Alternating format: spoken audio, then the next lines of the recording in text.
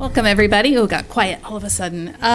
This is a meeting of the Nevada Unified School District Board of Trustees. It's May 23rd, 2023. Please rise for the Pledge of Allegiance.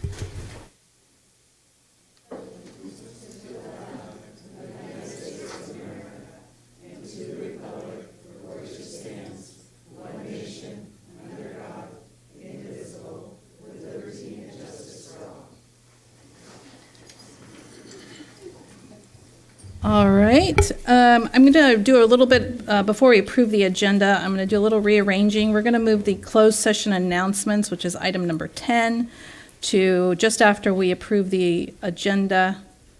We'll have Trustee Jacobson read out our announcements for closed session. So if I could have approval of our agenda with that change, I'd appreciate it.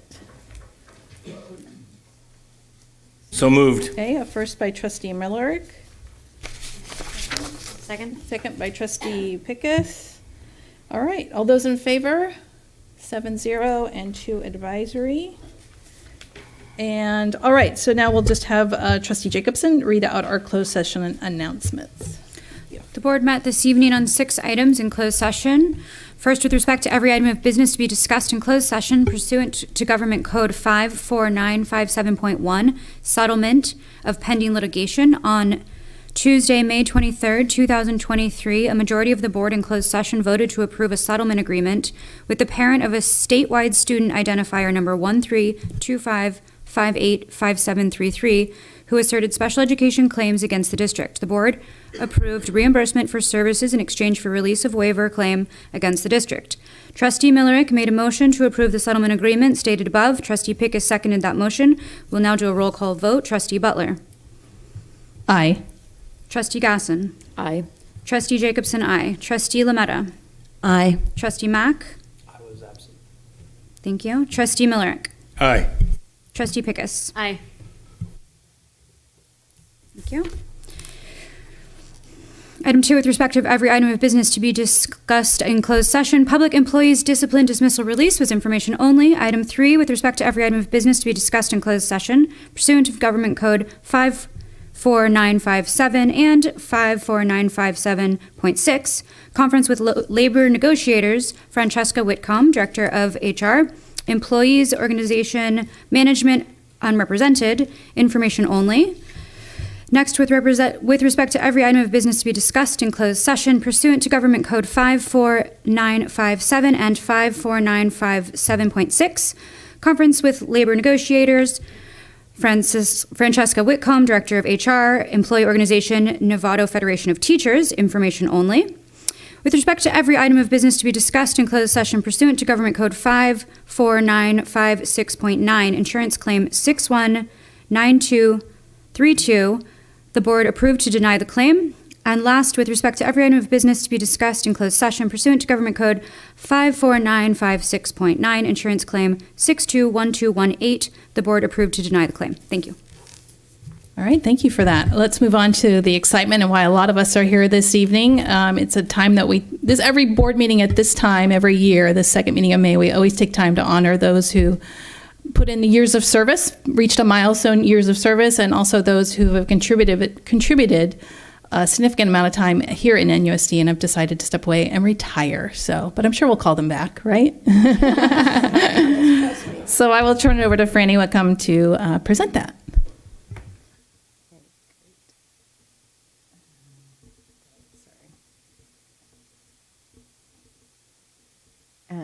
So thank you very much. This, for some reason, Ellen, this is a PDF, but. Yes, the PowerPoint is crashing the computer. Oh, fun.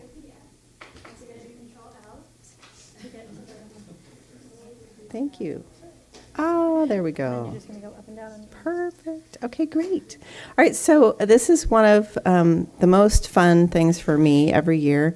And it was actually in this meeting last year. I was in the audience and I purposely came even though I hadn't started yet because I was so excited to see, people being recognized for so many years in this wonderful district and people deciding to retire, and a lot of whom I had worked with or my kids had for teachers. And so it's just a very celebratory time. So thank you all the family that have come and friends and colleagues to cheer for everybody, and feel free to cheer away.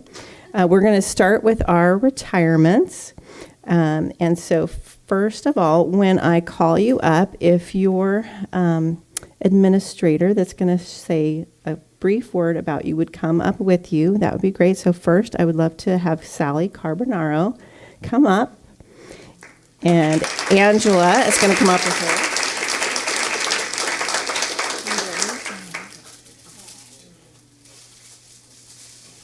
Okay, they already said I couldn't cry, and I'm already starting to cry. Whew. Okay.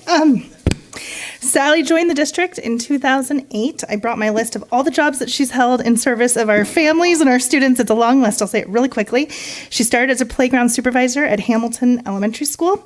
She moved to becoming an instructional assistant. She was then the library media clerk. She served as an administrative secretary and services. That was where our path first crossed. And then she was an executive assistant to the superintendent and served the board. And now our paths crossed again 4 years ago when she became the administrative assistant in special education. We've been laughing, we've been learning, we've been just all crying on this crazy, wacky ride that we come to every single day. I'm going to miss her positive affirmations every day I wake up, and the first thing in my email box is a lovely message to start the day on a really positive note, and so I'm going to miss those.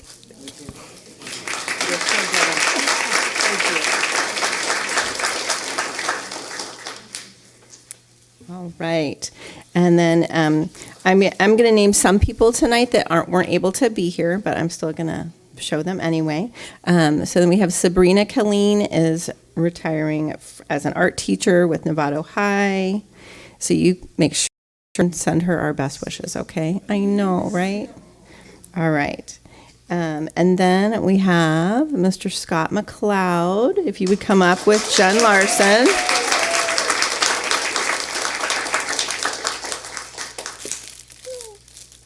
You're not John.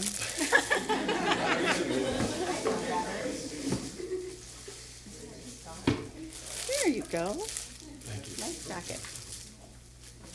All right, I'm very proud and honored to introduce Scott McLeod, who is retiring after 17 incredible years as a classroom English and journalism teacher.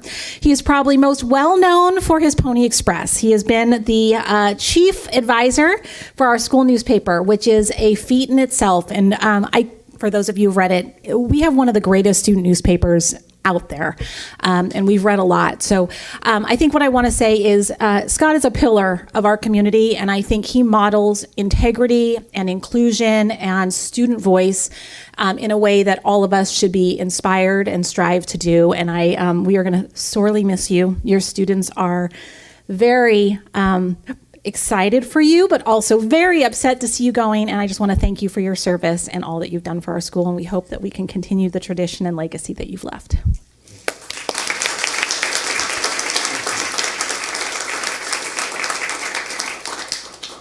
All right. And then if Dawn Nicodemus would come up from IT with Tim Rocco.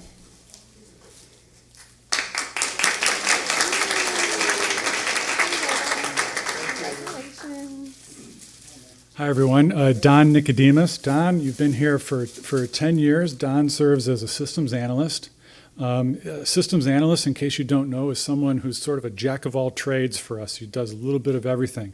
Most recently, Don has spearheaded our cloud telephone system, the Ring Central. That's a big part of what has, I think, been stressing him out a little bit lately. But Don also plays a big role for us in terms of rostering software and making sure that the teachers are assigned to kids and all that stuff is in the right place.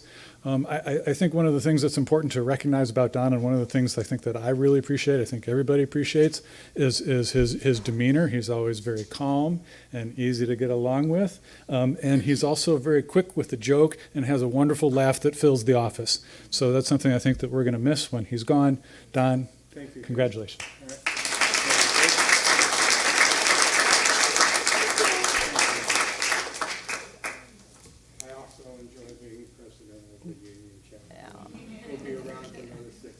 Okay. Awesome. And then we have Robin Nosty from Olive Elementary. And then if Caroline could come up with Teniet.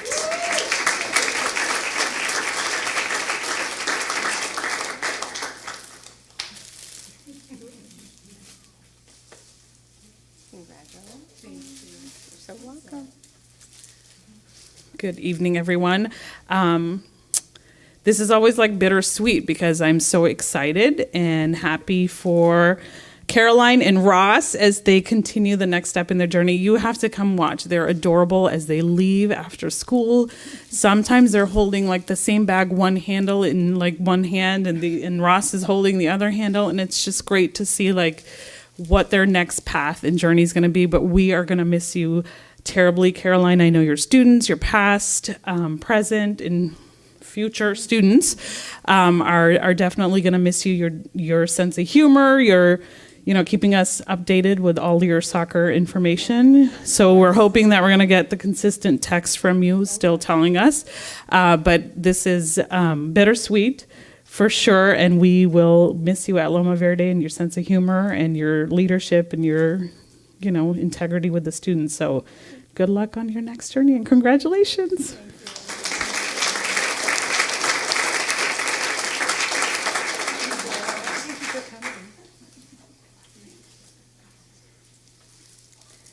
All right.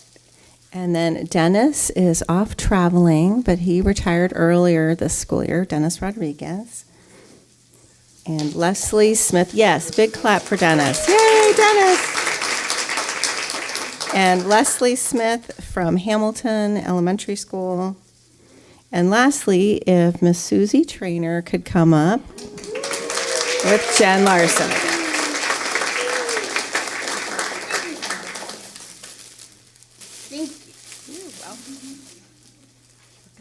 I am going to talk. Are you kidding me? I get to come back again and say congratulations once more, and thank you to Susie Trainer. Susie spent many years serving in the business department, and then we were lucky enough to adopt her up in education services several years back, and we are so fortunate. And I think her picture says it all. I think what I can say is, more than anything, Susie brings light and levity and joy and a little prankster. If you guys didn't already know, she is one of the greatest pranksters in the office. But she kept everything positive, and I think if anybody out in our schools were to describe Susie, the thing they would say is she's the person that you can always call and not feel bad to not know the answer, right? They're always going to help through. She's always going to have a positive attitude, and she's going to make sure you get what you need. And so I just thank you for that, and I appreciate everything that you've done for us.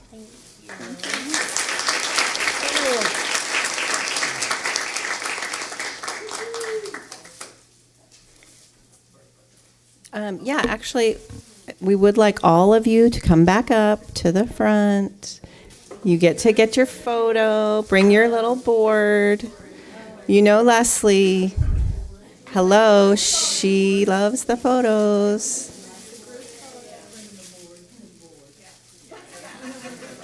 The board. Yes, bring your board in front of the board. I like that.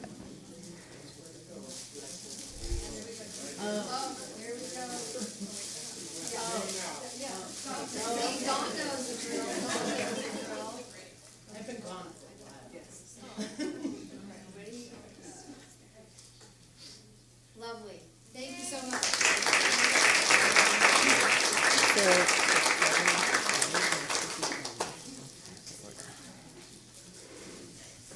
All right, so next is our years of service recognition, and we are going to start with those with 20 years of service. And first, I would love to have Kessa Early come up from Hill Education Center. Woo! Congratulations. She was one of my daughter's, at least, teachers, too, so love you. Start the line. Start the line. All right, and then if Liz Elbing could come up. Is Liz here? Liz Elbing? No? Okay. And Jean-Pierre Roland. Where are you? There, I saw you.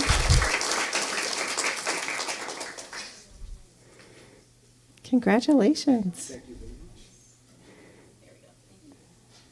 And then Helen Hughes Tomei, I saw you.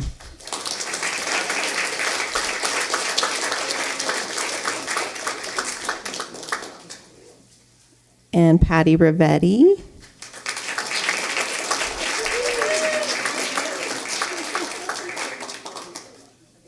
Awesome.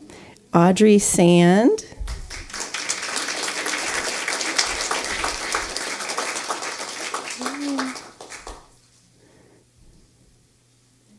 All right, these are our 20-year folks. Let's give them one more round of applause. Now you have to stay there.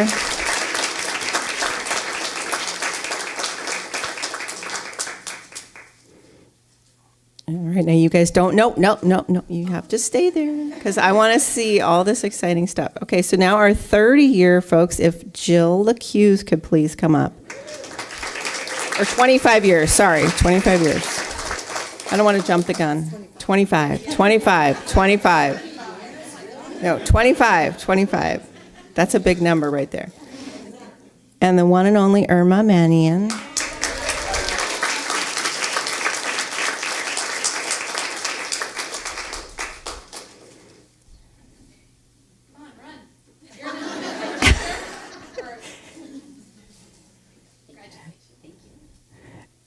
All right, this next person I'm going to introduce is Lori Marston. She'll always be Miss B to me, though. She was one of my daughter's teachers as well. Congratulations. And we have Janice Pack. Is Janice here? I do not see her. All right, and I think that is all of our attendees in attendance tonight. So thank you, guys. Yeah, get the 25s.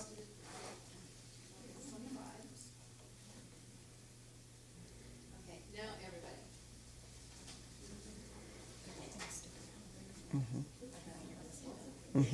Guys ready? 1, 2, 3.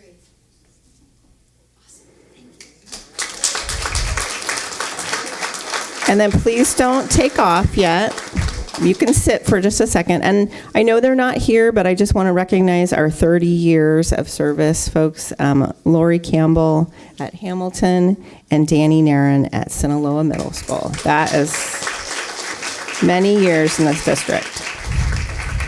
So congratulations. We are going to take a brief break. There is a cupcake cake out in the lobby, so please help yourself, take photos, and then the meeting will reconvene at 6 o'clock.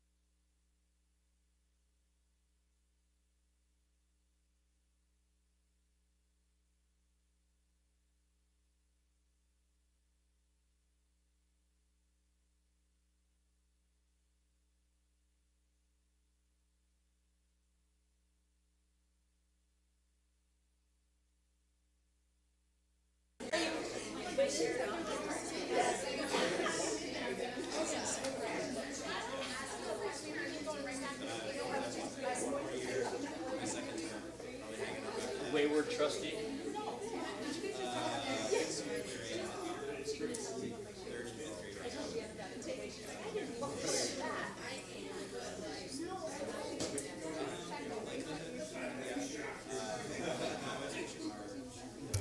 Okay, we will reconvene our board meeting for regular business. For our board, we're just missing one trustee, Trustee Jacobson.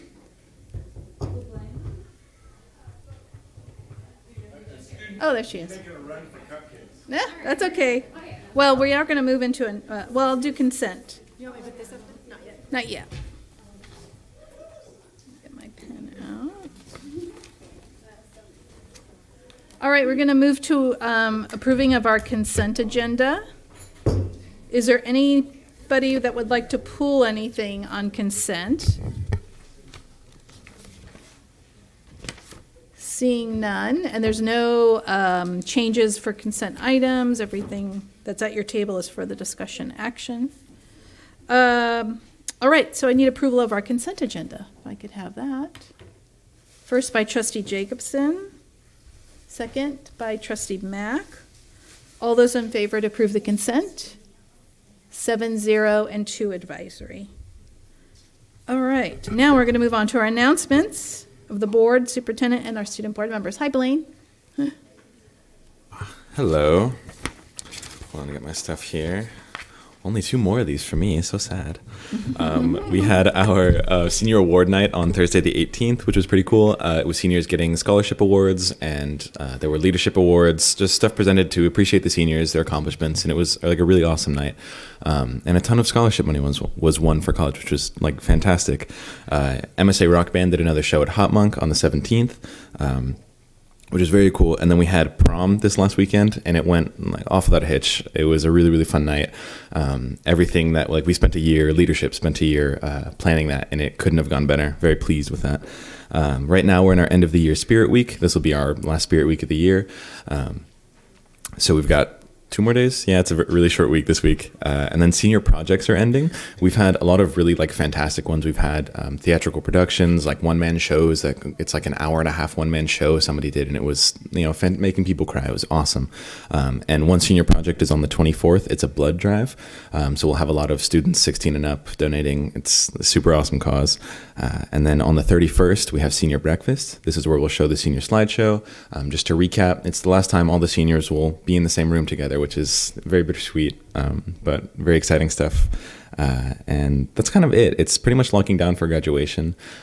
Safe Grad is like very successful. Lots of people are going to Safe Grad, and we have our student speakers picked out for the ceremony itself. So that's me. Okay, so give me 1 second. Okay, so Marin Oaks, we've been pretty busy this last couple of weeks. You know, a lot of our students went to prom for Novato High. It was amazing. I went. I had so much fun. But we have awards night tomorrow at 6. So like Blaine said, it's just a night to award our seniors for scholarships and programs they've done. So we're really excited to celebrate them.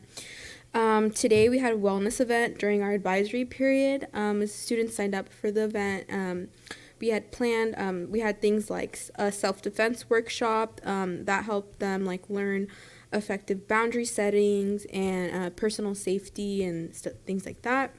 We had a make your own calm jar. And so that was just like a mason jar, and they put stuff in there to help. It's supposed to help you, help them regulate like their heartbeat and something like that. So it's supposed to help out. And so we're super happy we had that. And then we had a healing through growth. So our dirt club type of event, so that each student got to plant their plants in pots and got to keep them. So it was really nice. We have field day next Friday, which we're really excited about. We have 5th grade and 8th grade promotion next Friday. Graduation is June 8th at 6 p.m. and we have finals June 5th through the 8th. We also took our whole school to see an amazing play last week. It was a one-person act, and she played an instrument. She played instruments and sang. It was about a Latinx female coming of age in America. So it was really awesome experience, and we love to go see plays as a school. And yeah, that's pretty much it. Thank you. Trustee Miller? No comments. Trustee Pickus? I had the opportunity to go to Linwood and San Ramon's open house. And it's, so cool to get to go into the classrooms and to see what's actually happening. And in both schools, I love watching the kids like drag their parents' hands and they're like, come here. And the parents are just like, look at this, look at this, look at this. And so I just appreciate the staff and the teachers staying extra late at the end of the year. I know everyone's a little tired, and making sure that there's a place for the community to come and see like the really great things that are happening. And I also had the opportunity to go to Linwood, had a talent show last Friday night, which was really sweet. Students singing, magic, all dance performances, Spanish and English. It was really cool to see, just all the different student talents coming forth. So it's been an exciting 2 weeks. Trustee Lametta? Good evening. Attended the North Marin Council end of the year celebration, so it was really nice chatting with parents, hearing their concerns, and just being out there. Also attended the Linwood open house. I was really amazed by the new family center. I was also excited to see the change maker space, so that was pretty awesome, and just really appreciate our partnerships in the community to making this happen. I also got to participate in the reclassification ceremony put on by Carrie with the support of Isabel. 174 students were reclassified, so that was very exciting to see. Families filled up the big auditorium, so that was kind of nice. And those are my updates for this evening. Thank you. Thank you. Trustee Gasson? I too went to a couple of open houses, which are always fun. I actually loved Sinaloa had done chalk art, which was amazing. The students had done that throughout the school. It was really cool. And they always do, well, they don't always, I think a couple of times they've done these big plastic people that they make, and they put them in funny positions. Like one was up in a tree and one was in a basketball hoop. It was really cool. Very fun to go see. I wanted to extend thanks to School Fuel, the event, the Tour of Novato was great. I helped set it up, and I had done that a couple years prior, and you can tell they've got it all nailed down. Everything was just fabulous. They did a great job setting it up. It was done early. Everyone had a great time, and it was fun to see people I hadn't seen for a while. I was also on the JLAC Zoom on the 10th, which was very informative given the changes in our state budget and kind of getting an idea of what we might be looking at in a few months as we nail down those numbers because of the late tax return date that we have now and not knowing exact income. Last Thursday, I was at the District Special Education Advisory Committee meeting, and that went really well. I was very excited to hear that we are almost fully staffed for the coming school year, which is just amazing. And on a personal note, I am going to be popping out probably in about 20 minutes for about a half hour to go see my student, my daughter's last music performance at Sinaloa. So I'm just going to excuse myself, and then I will be back. So. Thank you. Trustee Mack? Nothing to report this week. Trustee Jacobson?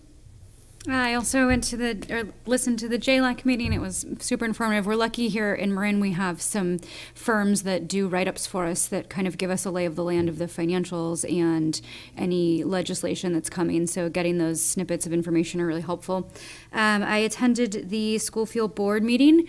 You can still make donations to the Tour of Novato that are 100% back to the sites through Sunday. So if that's something you haven't done yet, please do so. And they're also working on their mobile book trailer, which hopefully for next school year they'll be driving around giving out books to kids. Thank you.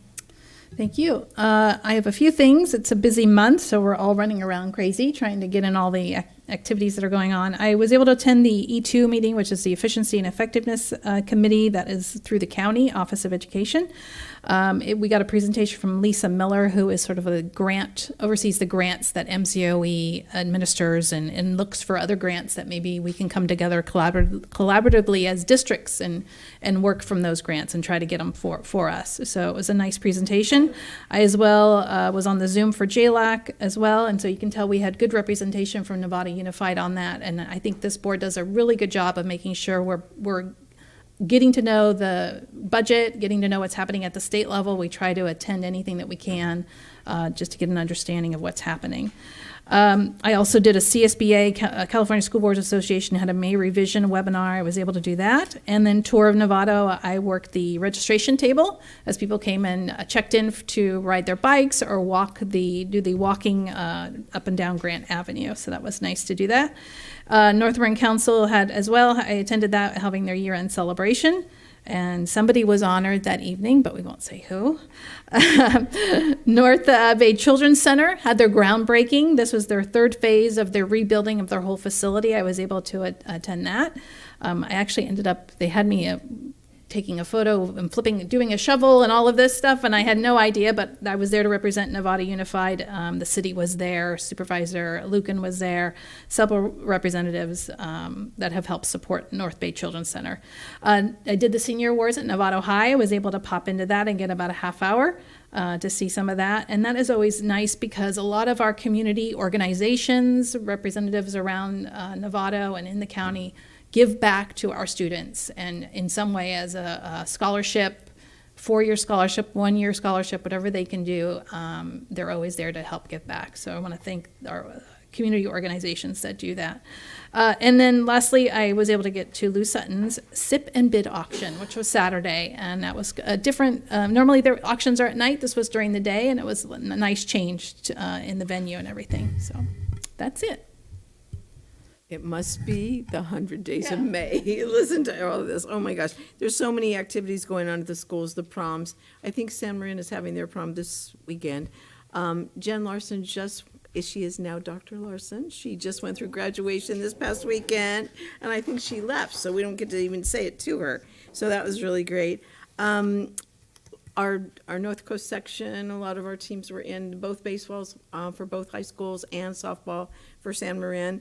Unfortunately, we didn't get to go much farther than a couple of rounds, but it's really a tribute to our sports programs that the kids are getting into our North Coast section. The really thing, I'm going to pass this down. So Alicia Lee is from Novato High, and she got Volunteer of the Year. We used to have a volunteer requirement for graduation, and we took it away a couple of years ago. I do think it's of value, so I'm mentioning it just to think about maybe for the future, and maybe it wasn't working exactly the way it could have.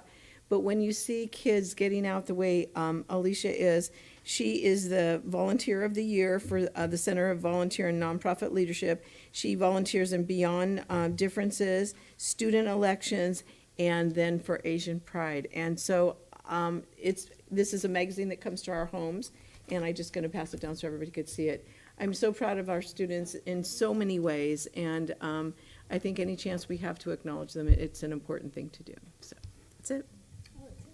Wow, that's it. Wow. One thing I want to just recognize this week is celebrating our classified staff. We honored them at our last board meeting, but this is the week where they're honored specifically. So if you see somebody around our district who is classified, please take a moment to say thank you to them. They're kind of the behind the scenes and not right in front of all the students and stuff, but they do quite a bit of work to keep our district running. So make sure we say thank you to them. All right, that's our announcements. Now we're going to move on to our presentations. And the first one is our student board members. Woo! Blaine and Stephanie have been here, I think, every board meeting just about, and so thank you for that. I don't know, maybe you did miss a few, but I don't recall. I think you've been here, and sorry, because he hasn't, is it Alejandro? Yeah, gosh, he hasn't, I mean, really, he's been here a few times, but you've been very consistent, so thank you for doing that. And you've made certain that you're representing your student body from each of your schools, and you certainly have done that and made sure all students were included in your comments. You had very good questions for us. That's always important. And just being the student voice at the board table is so important, and we need to continue to do that. We can't lose sight of that. So thank you for your commitment this last year. We really appreciate it very much. And we have a nice little certificate for you. You can come up if you'd like. Photo.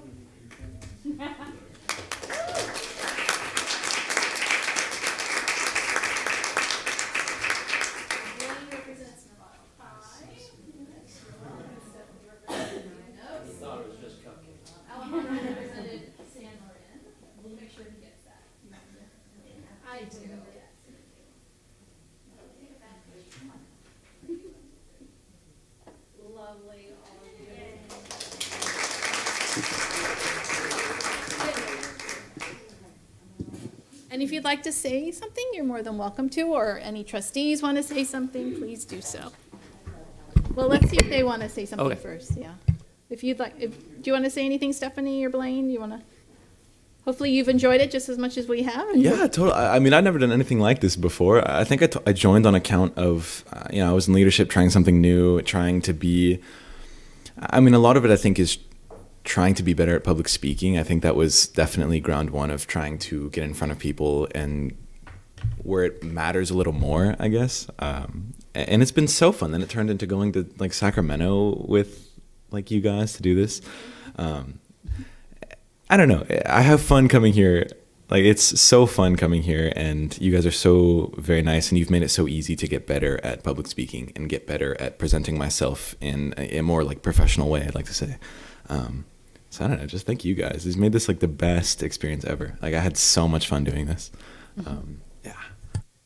Well, I totally agree with Blaine. I think the people on this board have made it so easy to come here and feel welcomed and feel included. I know a lot of times, because we're younger, some people don't think that we have opinions and stuff like that. So I think it's really important for us to be here. And then me, on like a more personal level, I think it's really important for me to be here and representing like an alternative ed school and the voices of people at those schools. And I'm just really honored and like just really honored to be here and be on this board. And great.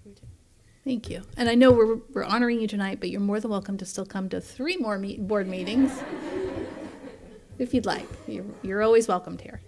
Any trustee Millerick and then trustee Mack? Pretty simple. The value you bring as you represent the customers of this district. You're not the parents, you're not the grandparents, you're not the businesses, all of which benefit from a good public educational system. But you're receiving the services at the front line, and you're the first to know when something's not working quite right or when something could work better. Not that you would share that kindly. Thank you. But I think that voice you bring is absolutely critical for the work that gets done in this room. And I want to thank both of you for the time you've spent making sure that we keep our eye on the ball. I'll just double down on that, but really, voice of the student is important to us because we lose it sometimes, especially those of us like myself who kids have aged out.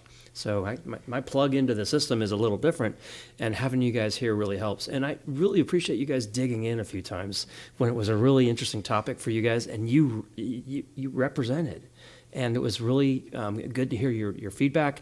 And I believe there's a few times when you guys redirected me when I heard what you had to say, because it changed my perception and it helped. So take that away. And also, you are good public speakers. Trust me, you are. So you didn't need any improvement. It's all good. But thank you. And good luck next year and on.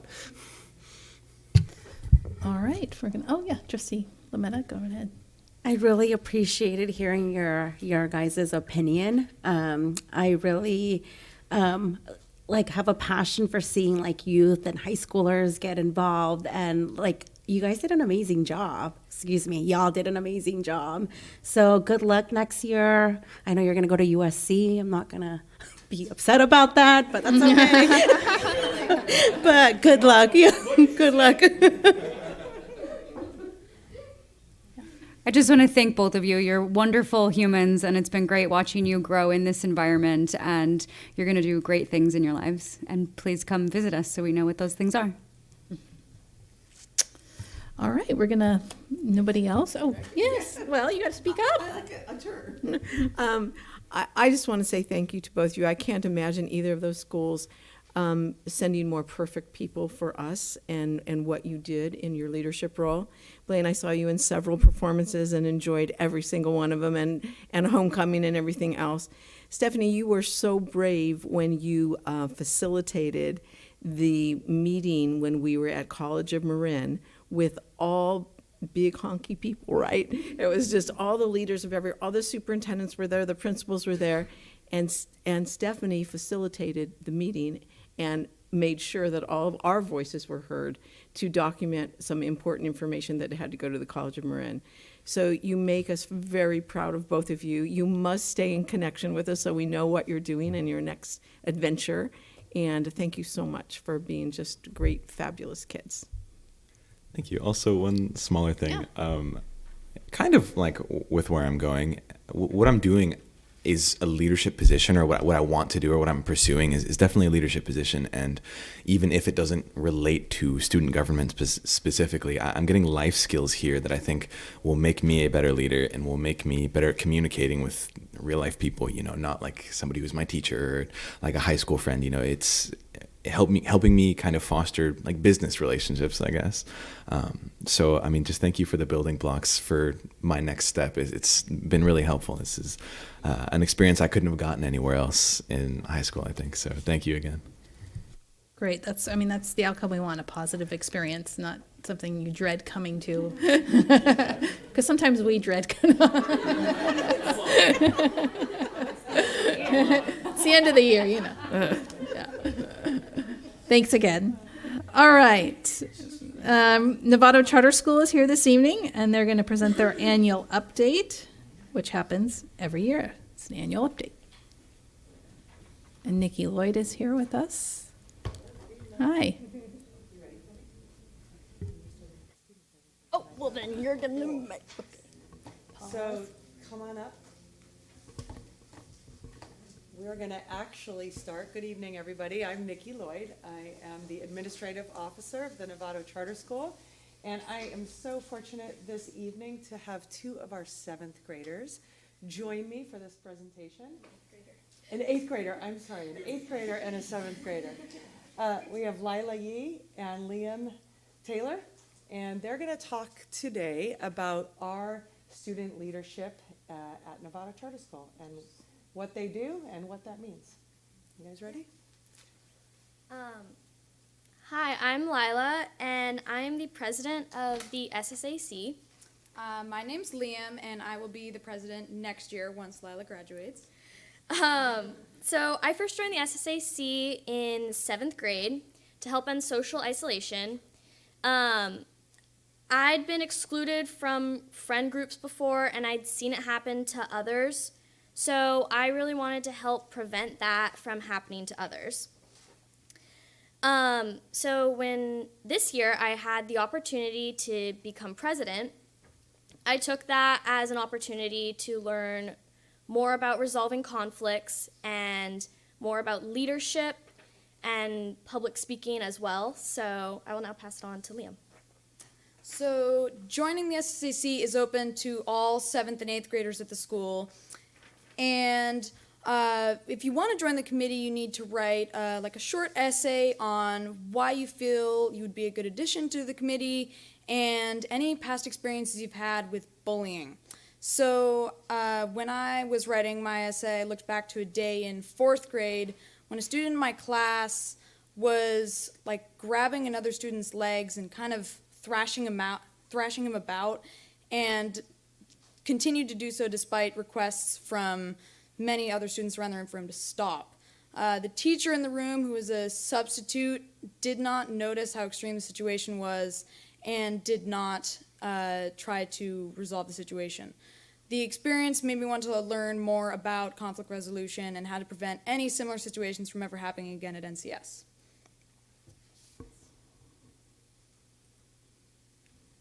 So who we are a student-run volunteer organization that is made up of 14 middle schoolers, and we strive to better the recess environment and to improve our middle school and whole school communities. Right now there are 10 8th graders and 4 7th graders.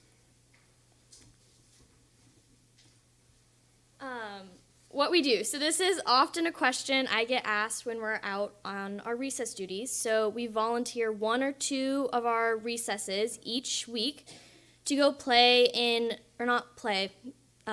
to help resolve conflicts in one of the 3 yards that the elementary school plays in. So that's one of the things we do. We resolve conflicts, and sometimes that means one at a time on the monkey bars. Sometimes that means sitting with someone who's alone, eating by themselves, or is playing on their own. And sometimes that means helping two students to figure out an argument peacefully. So, and then throughout the middle school, we do something called No One Eats Alone. This is an organization or kind of an event run by Beyond Differences. Yeah, thank you.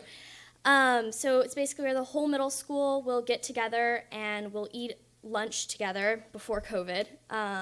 And we talk about social isolation and how to prevent it. In addition to creating community in the middle school, we host something called Spirit Week, as you guys talked about earlier. That's actually this week for us. Each day has a different theme. Today was Career Day. So these are all ways that we help prevent social isolation. And NCS recently held its final middle school dance for this year, and this was the first one that the current 6th grade was invited to. So Mr. Kinney, who's the 6th grade teacher and also our SSAC coordinator, asked us to talk to the 6th grade about proper dance etiquette and what to expect at dances. Thank you guys so much for listening. In our remaining time, do you guys have any questions for us? Any questions from the board? Nope, seeing none. Yeah, Trustee Pickus. Yeah. I'm wondering, I think this is so interesting, and social isolation and kids not making connections on our campuses is so important, and it's a big issue, so I'm so impressed with this. Was this student created, this idea? Did it come? It's been I've been at the Novato Charter for 10 years now, since kindergarten, so it's been there for as long as I've been there, and I have memories from older students from middle school be out playing with us. I specifically remember this one girl who would bring out her ukulele, and we would sing songs with her. So wow. I'm not exactly sure if it was student created or teacher created, but it's been there for many, many years. I can share that it started in 2013. A gentleman named Kim John Payne, he's the author of Simplicity Parenting, came and worked with our faculty and staff about building community, ending social isolation, and supporting students in all three realms we refer to now as MTSS. So he really started us. He met with our 7th and 8th graders at that time, and we launched it. And I think as Lila and Liam are mentioning, now that these guys remember it from when they were little, it's really strong. So we have those early 7th and 8th graders to thank for being willing to try it. But now these guys are continuing it, and it lives so strongly within our school community. And it's a huge benefit, because often those younger students that are having conflict, they listen a lot more to the 7th and 8th graders than they do to the adults. I mean, that's does so much for your school community, and a testament to you and your team for giving up your own recess, your own downtime to help build that community and support other kids. It's pretty amazing. Thank you. It's really fun, actually. It's super fun to hang out with the younger grades. I have 2 siblings, and they're both in 2nd grade. They're twins. And they tell me at home, all this stuff about, this kid did this, we did this today. And then I get to go and actually experience, kind of relive elementary school a little bit all over again. And it's super fun and really awesome. It's a great experience. I'm finding it's some parallels between the two of you and the two of you. And how, I'm not that you guys are recess, but I know that you guys think this way. But also, I look forward to seeing the two of you perhaps in those seats at some point, because I really see some leadership skills here. And I want to say thank you to the administration for giving you the opportunity to do this, because you're getting this opportunity early on in life. And so many of us, me included, didn't really do any of this stuff till I was out of college. And so it's just great to see at a young age the confidence you guys have. You're not even reading your notes, you're just talking. I love it. That's exactly what my mom said as we walked in, that could be you in a couple years.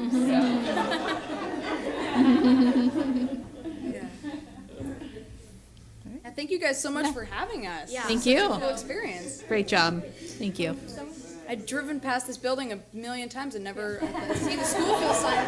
It's like, what? You'll be back. Thank you so much. Debbie? Aren't they great? I can just Yes. take off now.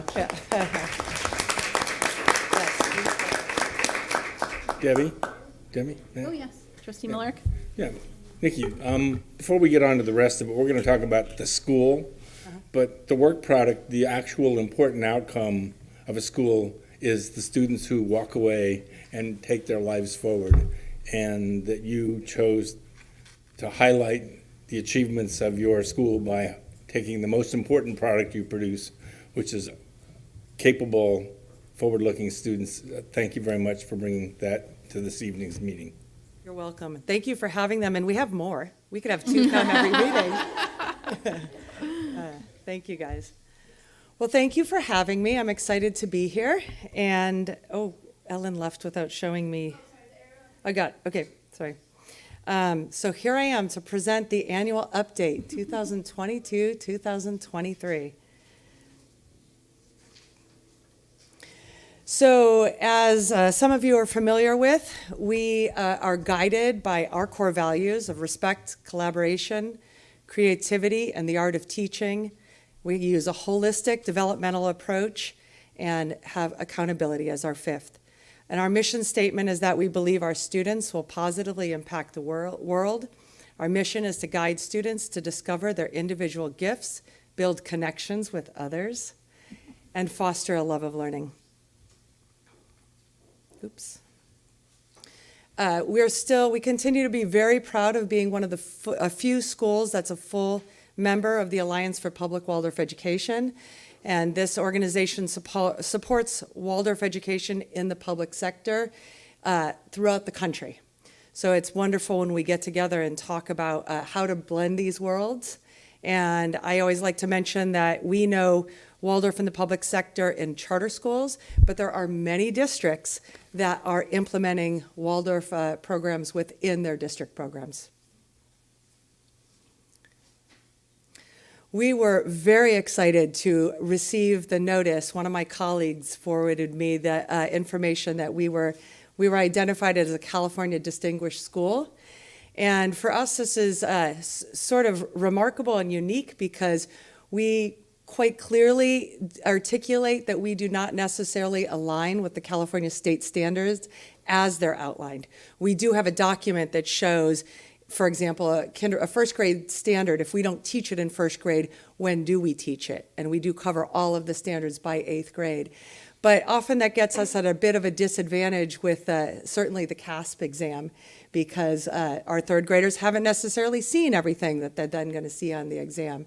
So we try to mitigate that, and we're very proud that we were recognized. So as always, NUSD includes us in their back-to-school meetings in August, and we were very excited to join and do some work with Epoch Education and Dr. Nancy Dome, and we took that up and engaged with them and did 3 of their learning modules. We had our entire faculty and staff do it, as well as our entire board of directors. And I think that the modules were very important, but the conversations that it opened up and the dialogue that we could have because of that work was vital and very important. Diversity. So we are so proud of particularly our Spanish program. All of our students in kindergarten through 8th grade have weekly lessons in Spanish. And the Spanish teacher and members of our community really bring the Day of the Dead alive at our school. And we then have a celebration in the spring for our annual Spanish Assembly. Everyone's always welcome to attend that. But one of the things that I love about that is that the parents and the community and members of the community bring their culture alive at our school. So we've continued to have our demographics mirror more of what the district's demographics are.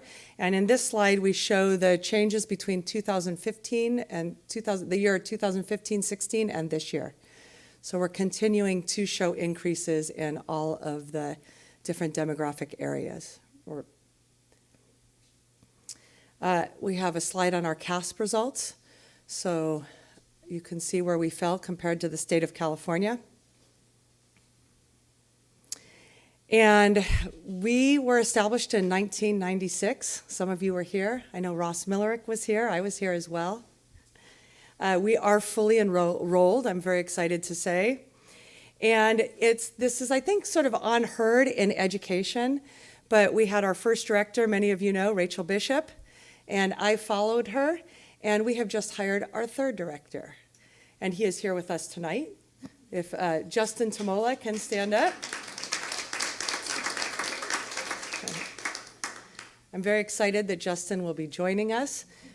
Justin comes from a sister school, and Justin speaks Spanish. He started his career as a bilingual teacher. So I'm excited that he will be joining us next year, July 1st. And thank you. As always, I just want to continue to thank Nevada Unified School District, both the board and the staff, for your support and for the relationship we have. It really means a lot to us, and we appreciate that. Thank you. Thank you, Nikki.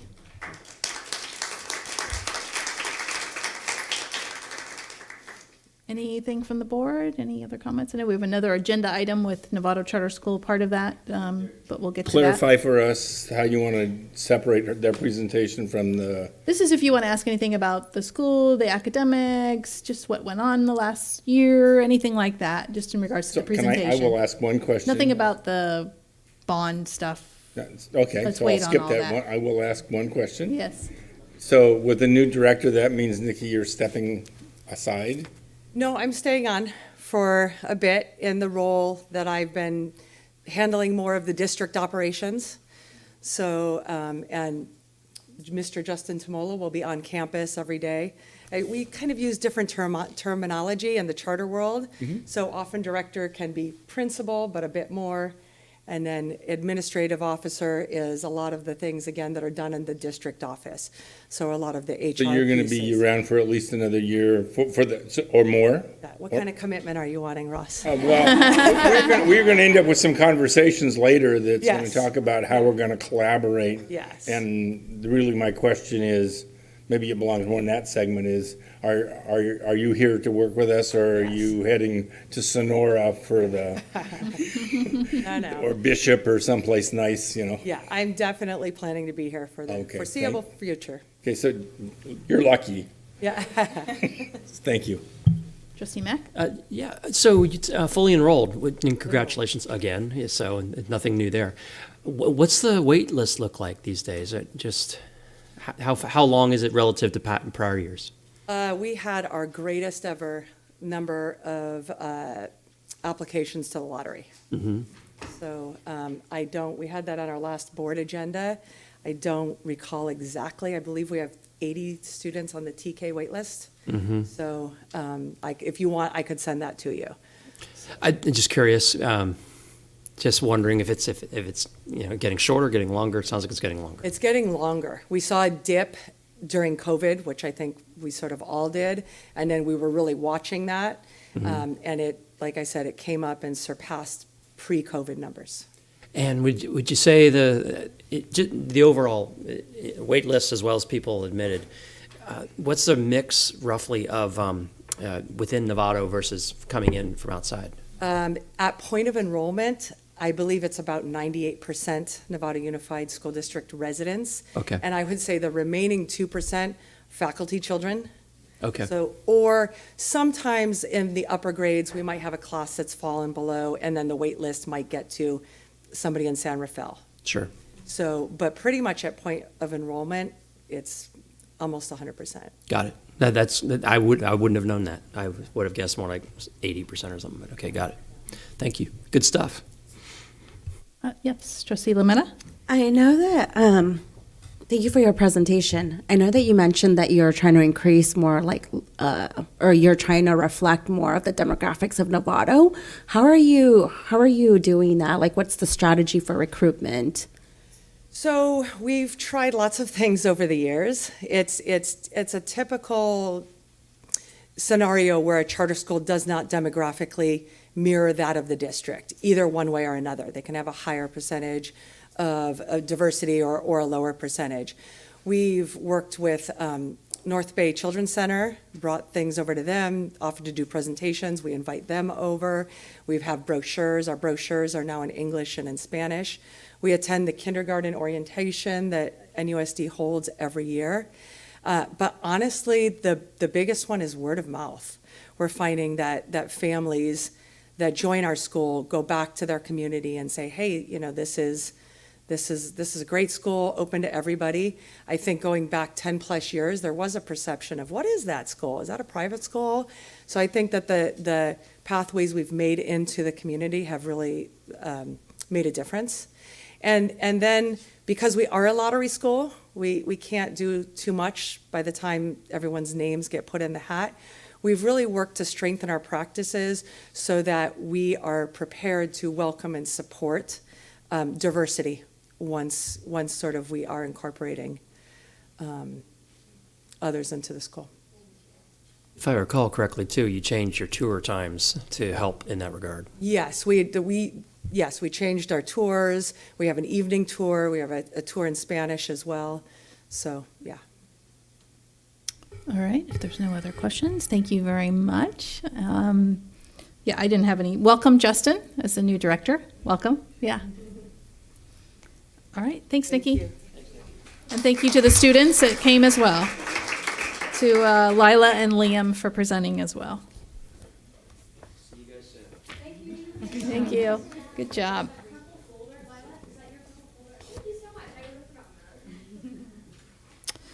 Non-agenda public comment. I don't have anything for that, so we'll continue on to item 15, our staff report. This is the 23-24 May revision. And at the table is a little handout, two slides. Except I only am going to talk about one of them. It was kind of hard to get rid of the top one. Okay, so I'm just going to give a little summary of what I've learned so far about the Governor's May Revise. It sounds like a lot of you are attending meetings and learning things too. So please chime in if you think of something else that's important.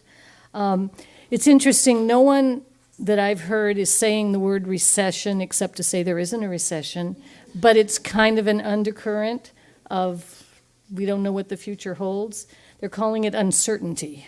So I guess that's a new technical term for what's going on financially. Revenues are down, and as Trustee Gasson said, part of that is due to the fact that they extended the tax deadline this year, and so we can't predict what state revenues are totally, because that's a main source of income for California. So the Governor's May revision, at this point, it's with an 8.2% COLA, and if you go along, I guess yes, it is on here. So this slide that I put out, it's a good representation of the difference between what came out in January and what is in the May revision. And right in the middle, the 23-24 statutory COLA. In January, it was 8.13, and it's up now to 8.22. And that's a calculation based on different financial circumstances. It's not something the governor makes up. So the question becomes, is that a fully funded COLA, or is it only partially funded? Right now, he's proposing that it be fully funded, which is interesting because if you look, the funding increase on the very top line for local control funding formula in the governor's budget, he said that he was increasing it by $5 billion, and now May revision it's only $4 billion. So there's $1 billion difference. So any of these decreases the money has to come from somewhere to keep the budget balanced. And one of the places it often comes from is not funding the COLA completely. But Governor Newsom is attacking it a little bit differently. What he wants to do is reduce the one-time funding, which had been introduced in January, but now it's being introduced at a higher rate and for more, two kinds of funding instead of just one.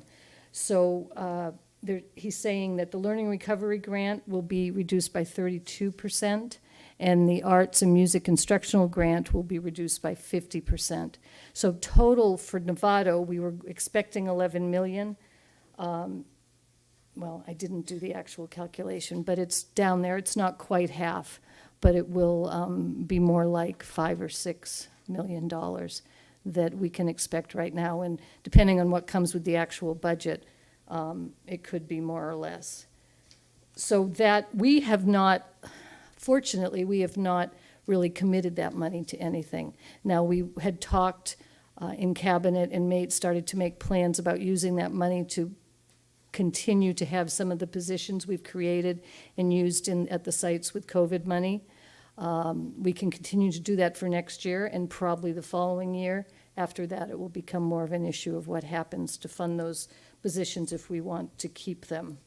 One of the things I read was that they're rationalizing cutting the music and arts instructional grant because, you have Prop 28, the arts and music grant, to help support. But all that supports is art and music, which is important. But the beauty of the other grant that they've cut in half was that it was so flexible. You could use it for anything, whereas Prop 28 is very clear and it's very tight how you can use it. So it's not really a replacement for it. And one of the good things that has come out of this is we have the Expanded Learning Opportunity Grant, which we really haven't spent. And we got $1 million last year, $2 million this year, and we really haven't spent it. And it was going to come up to the point where we probably wouldn't be able to spend it all because we're getting more next year. But they've extended the deadline for spending that money, so there's more of a chance that it can be spent in a good way for the district. School Services is calling this the riskiest budget in 10 years, which I found to be an interesting analogy, and they said the biggest risk is the uncertainty. We just don't know what's coming, so we have to be careful.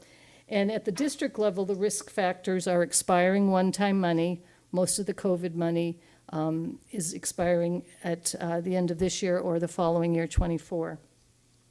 And compensation cost pressures, always pay and trying to increase employees' pay when you aren't sure about the future is a tough thing. And then disappearing ADA protections, some of those things that have allowed us to have our revenue supported by, because we've lost the rate of attendance. Our rate of attendance has definitely gone down in the last 2 years, which translates into less funding. But the state gave us protection by letting us average over several years or look back to a couple of years behind, and that will be disappearing. So we're going to have to live with whatever our attendance percentage, the actual attendance percentage is, and go back to just well, I think we'll still have the 3-year average, but the rate won't be able to be protected the way it's been. So that will take it down if we don't bump our average up. And so what does the May revise not have? It doesn't have the state pulling from their state reserves to cover the shortfall. That's what some people expect them to do. The reserves of the state are quite large, and they would have the ability to do that, but he has not chosen to do that. And then on a good note, what it doesn't have is a cash deferral. We've seen that in the past, and so far they aren't trying to adjust the cash coming to the district. And the only other thing I have to say is what the Legislative Analyst Office says, which is a group that always has comments and looks, and they're usually more conservative, not always, but usually. And they say the economy is weakened but manageable. I don't know if that's positive or not. But they are suggesting to fund coal at 5.1%, which is quite a bit lower than the 8.2, with no changes to existing programs. And I think the logic there is that the COLA is what's ongoing. We want our funding to stay consistent ongoing, whereas messing with the one-time, and I think a lot of districts have already made plans for their one-time money, so this huge cut to those monies could be a real problem for some districts. And then they say hold back the ELOP, Extended Learning Opportunity allocation, until current cash is spent, which is very logical. There are so many districts sitting on these huge allotments they've not been able to spend. We could probably develop a program by July 1st and fund for at least 2 years with what we already have in our coffers. So that might be a way for the state to save money. Any questions or comments on what you've all learned? Anything else? Welcome back, Trustee Gasson. That was quick. Oh. All right. Yeah, we have more to come. Trustee Miller? Is she going to continue, or Lois, what you want questions? This is about the budget, or about the May revision. Just about the May He's revised, what eager we're about the learning, charter not school. our response. You think? So this isn't about our response yet, this is just about telling us, Yeah, just, I mean, This is just the May revise, if Yeah. you have any comments on that. no, I got some reading to do, obviously. Lois is working on our budget for 23-24, and that'll Okay. come to the board the last meeting. The 13th will be the first time you 13th will see be it. first time, and then the 27th for approval. Okay, right. I'm obviously a million questions, but none clear enough to Okay. ask in this venue right now. Thank you. Thank you, Lois, very Thank much. you. Moving on to our discussion action, this is 16A. This is a Measure G bond charter school allocation funding, approval, and project list. Okay, this is for you, Ross. So we've talked about this a lot. I think we're coming tonight to get a decision. We have made a recommendation, as you can see on your board cover, and I want to go through a few things. Yes. The first thing I want to go through is, as you make your decision about what to allocate to the charter school for bond projects, to look at, it's in your packet, I don't know what page it is, but it's the table called Measure G Bond Fund Financial Balances. I think it's the third page. The last page of Yes. the, yeah. If it's a hard copy, it's the last page. So when we're way back, well, a couple of months, when we were doing all the financial analysis of the bond, we came up that there's $34 million that is not committed, set up in a project. It could be put towards something today. But a large chunk of that, this whole first section, were programs and items that you, in the process, have chosen to keep, and that is to maintain the future deferred maintenance projects. We have a list for 2024. You voted to keep that. That's $22 million. You wanted to maintain the IT infrastructure holding budget, which is 1.79, and there's actually an item on the agenda a little bit later that will dip into that holding pot. You wanted to maintain the elementary school holding budget of 2.5, which is another chunk of money that you will be choosing at a later date how to allocate that to the different elementary schools. Maintain the middle school Hamilton holding budget of $500,000, and maintain the program contingency funds. And actually, we increased the holding for that by 1.82. So that leaves us with 5.18 million uncommitted, not held to any project. And then, since then, you voted to put rubberized track at Sinaloa and San Jose. So that was paid for out of that 5.18 million. So we're looking at 4.36, of which in the past, you had, it is always, since I've been here, has been talked about $1 million was set aside for the charter school. So we're assuming that's set aside for them. So that takes us down to 3.36 truly discretionary funding that's left in the bond at this point. And at the very bottom of this are the things we've talked about that have not been committed projects, but that we probably want to or would like to do at some point. And that is charter school funding beyond the $1 million, elementary school standards projects, which we already know by talk of the structures, the playgrounds. We know that looking across our 8 elementary schools, it goes beyond what's up here at 2.5. Additional school security projects, how much more fencing do we want to do, additional lighting, whatever else might be security, and then any other necessary projects is determined by the board. So that's the part that seems a little grim when you see 3.36 and this whole list. But a lot has been done with the 222 million, so we have to think about that too. I mean, a lot has been done. So then, you don't have this sheet, I have a little cheat sheet. The good side, and we don't have it in our pocket yet, but there are ways that money is going to come in beyond what we have here. We have projects that have yet to be closed out, and we have savings coming through for some of those. Not huge amounts, but several $100,000 here and there, that can help. We have quarterly interest coming in. And then, but biggest is the school facilities program money that could be coming from the state. We have many applications in. Over the next several years, we're looking to receive $15.8 million. We actually have our first deposit of about $1.3 million, but we can't touch it until we've been through an audit.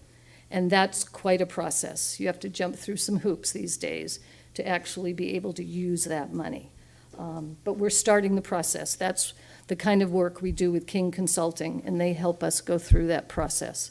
So we have begun on the very first project. I'm blanking on which one it is. I just don't remember. But they sent us the money. It's sitting in Fund 35, waiting to be official and then be able to be transferred into Fund 21 to be spent on projects. And that was 3 million? 1.3. 1.3. So that is in the future, and that will be helpful. But that doesn't change what we have today of the 3.36 Right. Of discretionary. So does that explanation make sense? Yeah, as far as that we're was going? very clear for me. Yes. Yes. You just referenced 15 million over the next few years. I don't want to put you on the spot to go through it right now, but is that something that you can get out to us after the fact so we can see Sure. what you're talking about? I can So tell you what better. projects it's connected to. It's Okay. all because we've worked with King and we've done projects and filed the paperwork that we need to do to get in line to get funding from the state. Because it'd be very helpful for, I think, all of us to understand how that might flow in from a timing perspective, because, really all of our schools are saying, well, wait a minute, I want to do this, I want to do that. And for us to know the reality of that and how it might time out, or time in, I should say, would be helpful, very helpful. It's about a year from the time, at least my experience in Windsor, is it's about from the time the money gets deposited in your account, takes a year to 18 months to get the process done. It's a long, ugly process of reporting. But it sounds to me being like audited. even before the audit, they just kind of, like the 1.3 is here now, and Yes. presumably another, 13.7 is coming. Yes. And that's what I'm looking at. Melissa Duggan actually made some estimates. She thinks in 23-24, we should have available $6.88 million. In 25-26, she thinks 4.71, and 26-27, 4.18. Wow. Is that like tied to certain projects? Do we apply for this based on certain Yes. projects we need done? Yes. And did the charter school include itself in any of that or apply for any of those funds? No, it's for projects we've already spent bond money on. Okay, projects we've already done. So we're getting Yes. reimbursed Thank for you. stuff we did. So we can basically. use the money that's coming in on anything. As long as it's within our bond language. Yeah. Yeah. Right. Okay. That is huge. Thank you. Oh, go ahead, Trustee A Miller. couple of clarifying. The last time we did this, a bunch of money, last bond measure, a bunch of money flowed into the district after the bond. And it was based on completion of grant applications to state construction funds that in fact a bond project had completed, and so we were entitled to apply for and get the money from the state. And we had to have the DSA paperwork cleaned up, which at that time turned out to be the bottleneck, because lots of projects had been done and the DSA closures had not been completed. And so over the next 10 years, dribs and drabs, $1 million here, $1 million there would come in, and was used for things like, well, the pool plaster failed or an air conditioner failed. So it got absorbed by deferred maintenance projects. Thank heavens the money was there.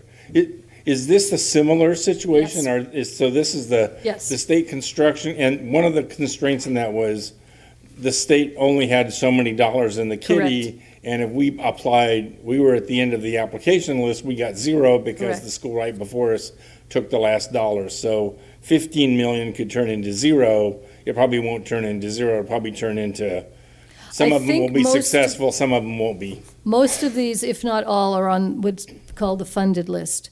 They've Right, done that's the more. We magic had an word. election a few years back, and that would have covered some of these, but then the great budget of last year had a chunk of money that went to facilities, and so more things became funded. So they were in, by the state's records, it's a funded project for a new building, a cafeteria on a high school. And since we already built the cafeteria, then we can apply for a reimbursement. And you do a whole bunch of paperwork, and then 20% of the cost that you spent shows up in your. I think it's generally a 40/60 that they give us 40%. Oh, okay, so it's better than, but it's still a small number, smaller than you would like, I guess. Always, if you're getting money, it's always But smaller it than you pays like. off compared to the cost it takes to get it. We come out ahead. Right. So, so my first question to you is, when I talked to Ms. Dugan, there was a backlog in us getting the DSA work done and complete, and she expressed concerns that work continue and get complete. Do you have an estimate for? I mean, do we know how big that piece of work is? She mentioned it And to me. she talked to me about it recently. She talked about a handful of things. Oh, okay, that's That doesn't more sound information bad, than but I I don't got. know I just got exactly. there's some DSA issues. I didn't get the bigger than a bread box assessment at all, so if And you. I don't think at this point it's impacting any of these.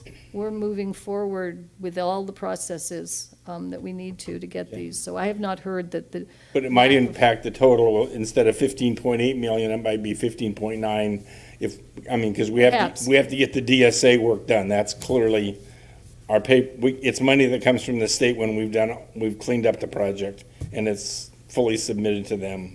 Then we're entitled. Well, I can tell you, any project that we've submitted for reimbursement, the DSA work is done. Okay. Our DSA work that isn't done is all from historical projects. So there may be more, maybe not, this much money. I don't think so, unless we apply on future projects. Okay. Well, thanks for the information on that. I'm glad her estimate's broken down by year. It's the first time I've heard those numbers, so that's great. Just before Trustee Mack, that information, all that you gave us, if you could put that in the weekly. Sure. In a written form Definitely. would be fabulous. Yep, Great. will do. So I just want to be really crystal clear, make sure I understand it. The 15, whatever the number is, it's not a question of whether it'll be 15 or lower. It's a matter of getting the audits done successfully for each of those pieces. We have of the to 15. pass them successfully. Right. But the amounts, so if we Correct. pass the audits, Correct. the amounts are set. Yes, these projects are finished. We know the percentages. These amounts are fixed. And the audits, could they result in a partial of some of these, or is it all or nothing? I think it could be partial. Okay. But odds are, we've done our books. Well, I would say that the people you have hired to do the books for the bond have done a fantastic job, and I don't Right, foresee any that's problems. where I'm going. Okay, got it. And then one last question. So there's that, and then we do have a deferred maintenance fund, correct? Fund 14. Right. And what's the balance in that right now? I was just talking about that today. It's 700 and something thousand, and we have two big projects that will basically wipe it out. Okay. And there is no We're putting- automated funding mechanism for that. In the past, this district has contributed $264,068 or something like that to deferred maintenance with each, out of the LCFF with each budget. Got it. I am increasing that to $500,000 in this budget. Still not much money, but doubling what And we then had in the past. And then, of course, there's Fund 17, which is like 5 point something, right? Yes, although as you look at the multi-year, Fund 17 in the outer years starts to be impacted to cover For the operating salary costs. increases. Right. Okay. I just want to get a global Yeah. picture. So I think Fund 17 then is we can't assume it for construction, we have to assume it for operational needs, is that what you're saying? Yes, that is what I'm saying. Okay, that's a surprise, but.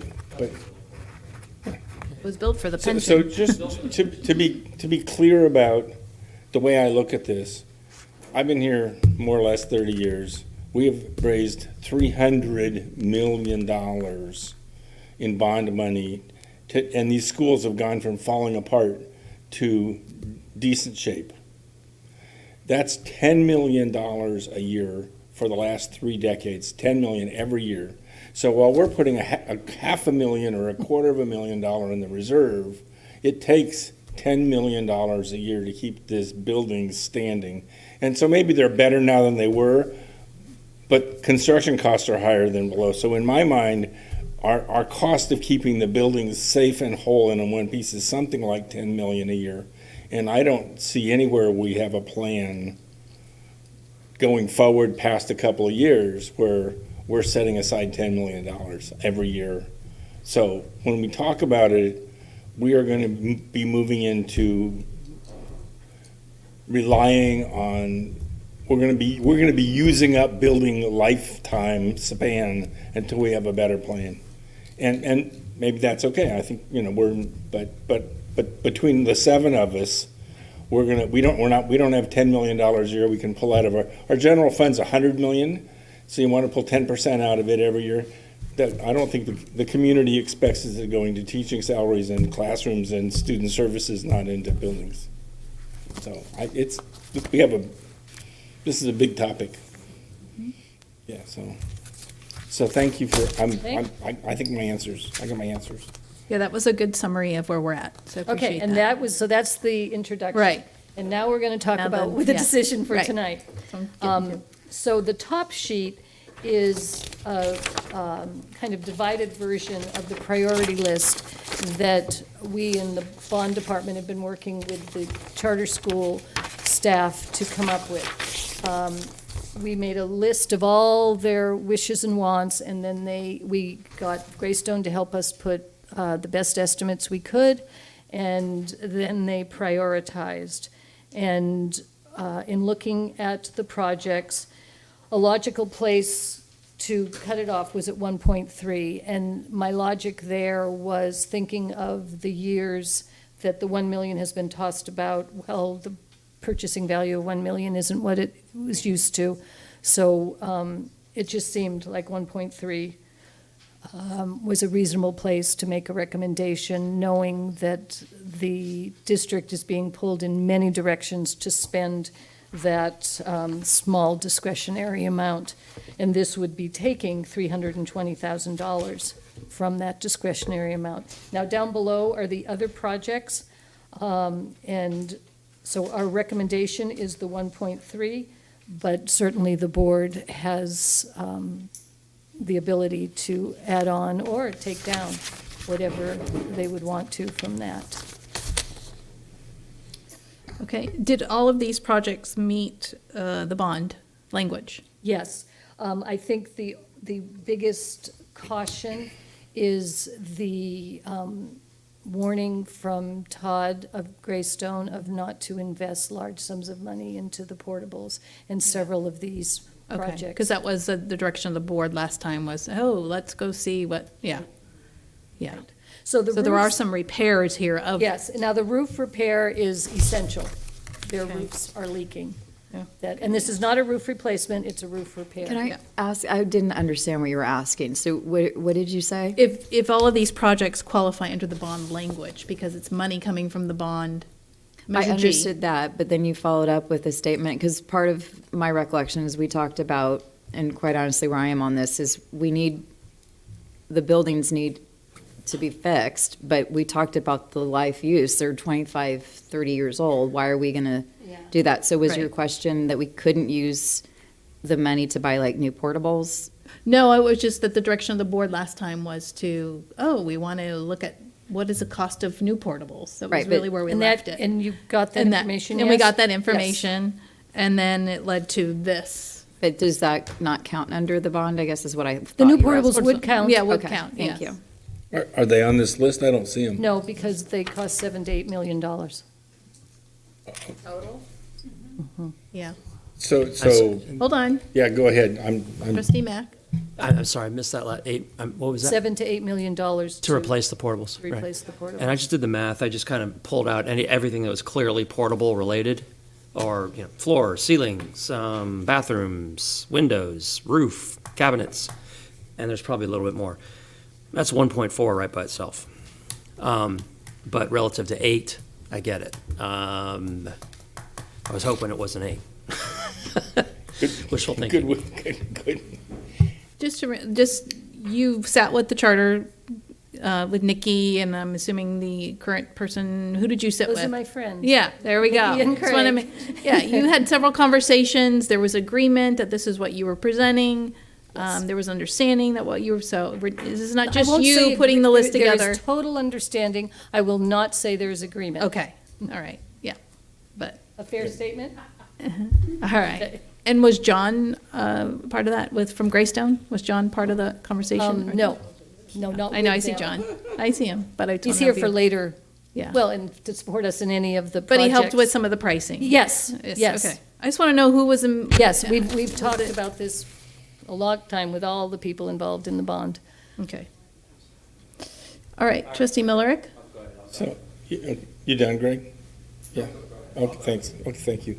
So the other question besides, so thank you. We asked last meeting, what would it cost to replace? And you've given us the number 7 to 8 million. So we have that information. Thank you. And we have the list.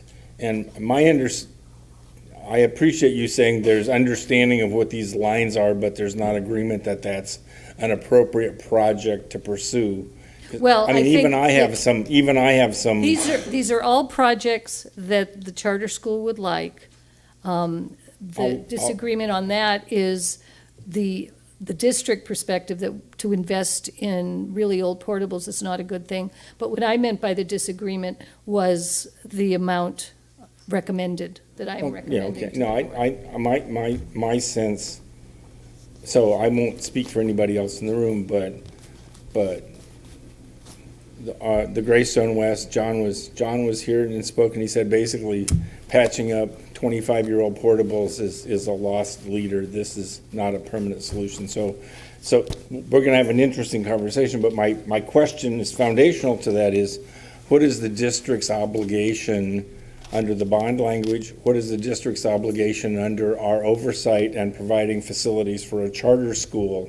Do we owe them an operating campus? What is our duty that we have to fulfill, which is different than what we might choose because we like working with them, but what's the Prop legal 39 requirement? says we need to provide facilities equal to what we offer our own students.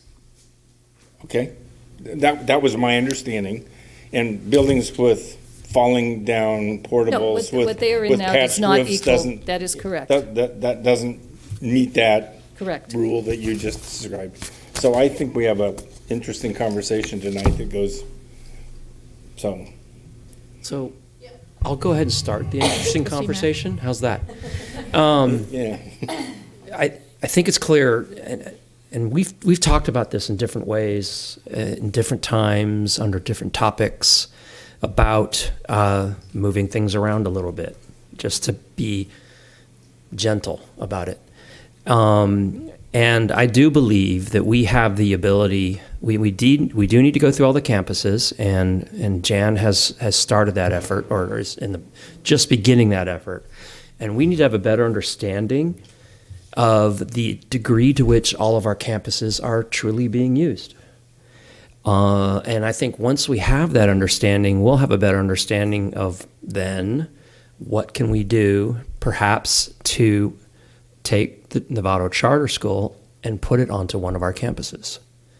So I want to start that discussion sooner rather than later. I do believe that reinvesting in the old portables is just not going to go. But that's one person of 7. And I also am very cognizant that the community of Novato Charter has invested a lot of time in that space. But I will tell you from the district perspective, that piece of land is something that has a longer term situation, as you well know. But I want to be cognizant of the investment made and do this right. So obviously there's a lot of discussion that needs to be had about this. But I do think the number one thing for us to do is to better understand how each of our campuses are being used, how we can be more efficient. And I'll go ahead and talk about middle school. Maybe we just need 2 middle schools. But that's just a start. And once again, I'm one of 7. So anyway, I would ask that we start talking about that. Anybody else? Trustee Gasson. So I agree, but I look at it a little bit differently. I went and saw the campus. It's beautiful what they've done with what they have. And I actually don't want to break up that community and work. But as Trustee Miller said earlier, we're looking at, there's no future money coming in. And when I look at the money being potentially spent to fix up something that its useful life has gone. I mean, we're just extending that date or time to have to do something else to, a few years more out. And then what are we going to do? I don't know exactly what the solution is. I agree that we should look at one of our properties and see if we can't utilize it in a way that we can have the charter school move to that property for the betterment of their community and for the kids. Because, these fixes to me is just maybe 4 or 5 years. And, I went and looked at the siding that's not great, the bathrooms. I mean, we're just going to end up putting, well, if we have it, or they're going to end up putting money into stuff that is just going to start draining everybody just so we can get maybe 5 more years out of it. And again, I love the campus and everything you guys have done. And if there was a different way that we could solve this, and the 7-8 million portables is a huge expense, but maybe if there's an area where we have some existing classrooms that we don't need to get that many portables, they can utilize the same play equipment, which I will go on a little side, a tangent there too, because I have my presentation from January in which we talked about this. And some of the items too, I'm thinking we can incorporate. There was a Fund 25, we talked about money for play structures and stuff. I thought maybe some of these things might get funded in a different way. Fund You don't have to 25 answer okay. right now, but when I was looking at it and breaking it down, going, what things could we help, if we do make a decision to move forward and maybe trying to find another location, what things can we support the charter school with now that we can then reuse at the potential new site? There's whiteboards or, things to make it that unfortunate year or two that would be a little bit painful, set aside money for leaks, temporary, maintenance stuff that comes up just while we figure it out. That's where I would be coming from. Anybody else? Anybody else want to chime in? Trustee Miller? When the charter school was originally founded, I believe it was on the Meadow Park campus. Is that correct? You were here. We were both here, and my memory's getting weak. So, Hamilton. The original I mean, was with not that that's Joanne. what I'm recommending going forward, but there was a time when we shared a campus, and that campus happens to be partitioned. But so anyhow, just information. All right, so we have 2 trustees who are interested, if I'm not correct, of looking at other options and not. The recommendation of the staff is the 1.3 million to give them that. But it sounds like I have a couple trustees who are interested in looking a little bit further into moving the charter school to one of our current campuses, and we need to look at each of the layout of each of our campuses and see what rooms are being used. How can we make that happen? So that's going to require some more work, which means the charter school sits with nothing being taken care of if we continue to, move this. But we are trying to get them into a better position than what they are now. My and that concern is key. that they're safer to open in September. Yeah, But- I agree. but And so really short. looking at some Give of us these all things time. on here, I think we need to give some funding now to them to do some agree. repairs and take care of some things that are security and just repairs that need to be Yes. overdue. That would be my suggestion, Yeah.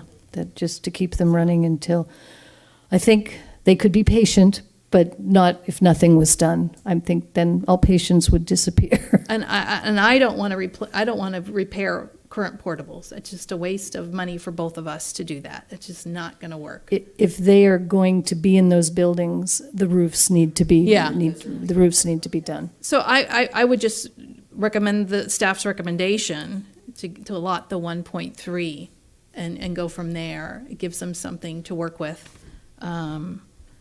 to start with that. So that's my recommendation out there. Trustee Lametta, did you have a comment? Yeah, so we keep hearing that, it's not a good investment to fix the portables, but And so I guess we are voting on this proposal tonight? That's my suggestion, is to give them 1.3, because there are some needs currently right now. So that when they open school, we're not going to get anything done between now to get them to open school for the next school year. We're not going to magically have this campus ready for them. We've got to do some work. Because I agree with Greg and Ross. I haven't visited the campus. That's actually, I will do that in the next couple of weeks.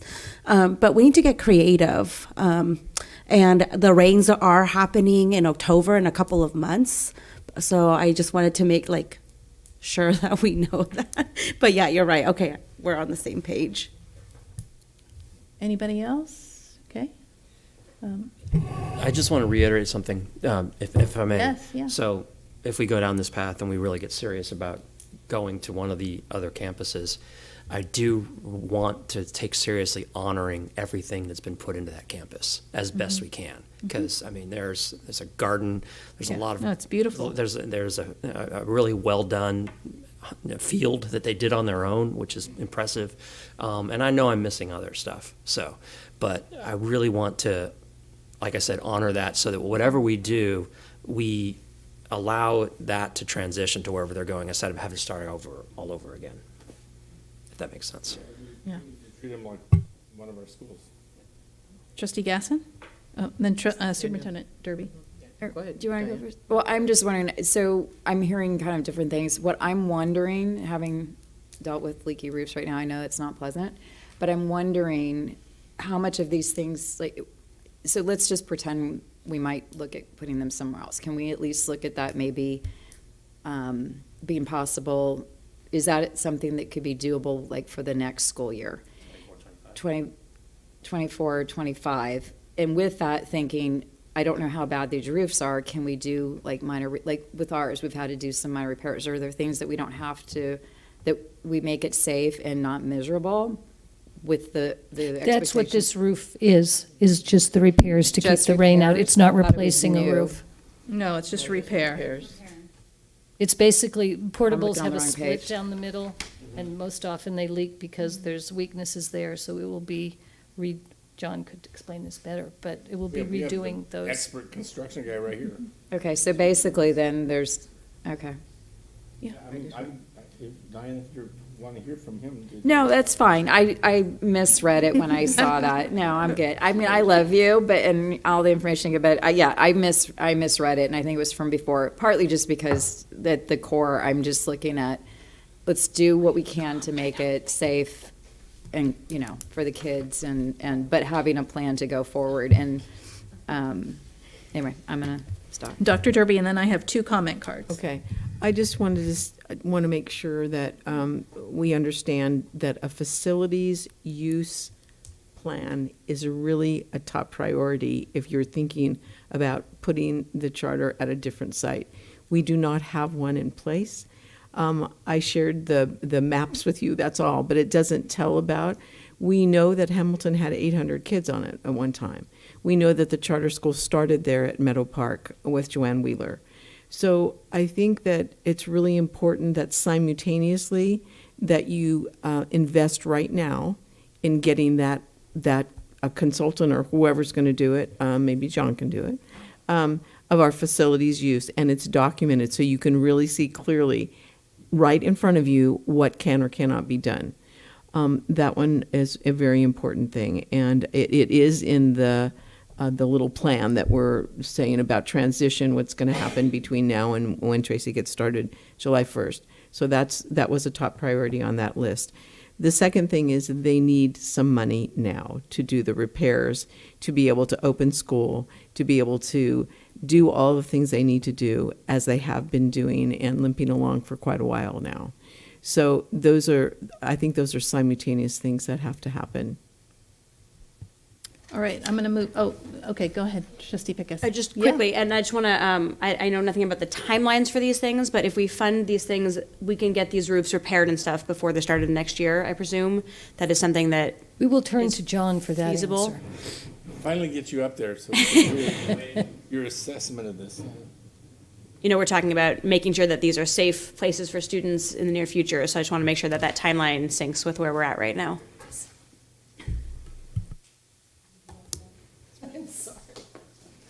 Yeah, we would, as soon as we got approval on the money, we would reach out to some contractors right away and start establishing some of those projects. So the roof obviously would be the first thing that we would go after. I have 3 comment cards. Can it hold? I would like to give them an opportunity. Okay, Trustee Mack. So I'm looking at the list, and I'm wondering if some of these things are actually movable. So in other words, if we buy them now, they could be moved to the new campus. So I'm going through it really quick. And of course, in the top section, security cameras, Wi-Fi equipment, as well as classroom technology. So that's part of the 1.3. That's well spent regardless, because it will move. But my question is, there's 3 additional items further down that maybe we fund now too, that maybe they can be moved. And I think what I would say to that is you fund the 1.3, we sit with the charter, and they figure out if they know that you have committed to them moving Okay. into decent buildings, then they probably will change how they want to spend that money, would be Okay. my guess, Because perhaps? Well, I was just going to say there's additional items below the 1.3 that are also movable. Like I think the play structure is movable. I think their biggest question is going to be, how soon will they be in a building? Yeah. I get that. I'm just, what I'm trying to do is not deny some of the things that are important here that could be purchased now and used later at a different location. I see the potentially the play structure, furniture certainly, and Structures aren't usually movable. no, correct? okay. No. I thought I'd try.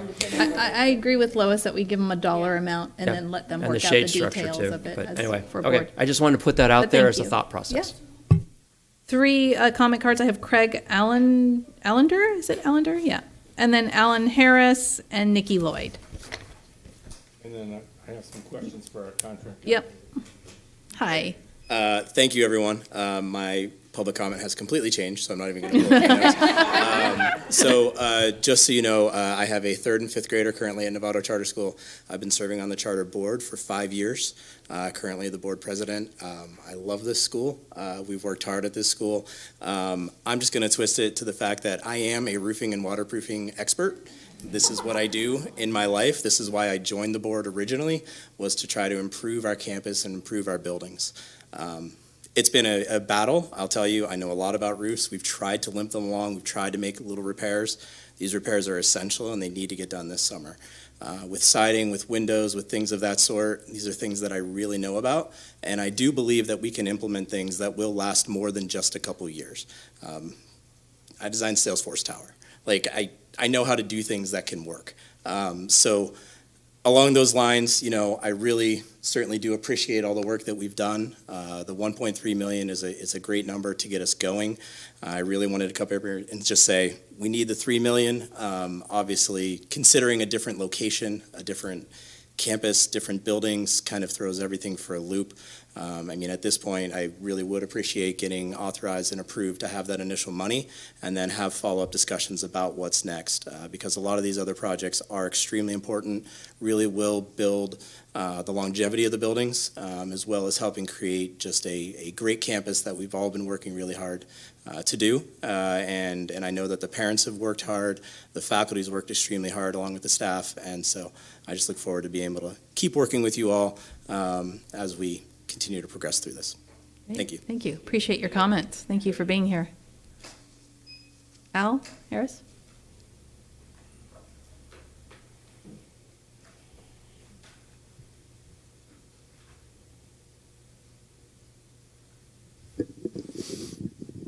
There's an old saying that necessity is the mother of invention. When the San Ramon School back in the 80s was declared uninhabitable, the board and the staff immediately entered into emergency operations, and with assistance, and we had no money, nothing like the millions you're talking about today, provided a campus based on portables. Now you're considering putting $1 million, more or less, into portables which are 25 to 30 years old that your professional staff and consultants have told you are beyond their usable life. I suggest you think about other emergency operations before you spend that money. Now, it was 3 or 4 months ago when your consultant told us, everybody, the community involved, included rather, that spending that money on those buildings was pouring it down the drain.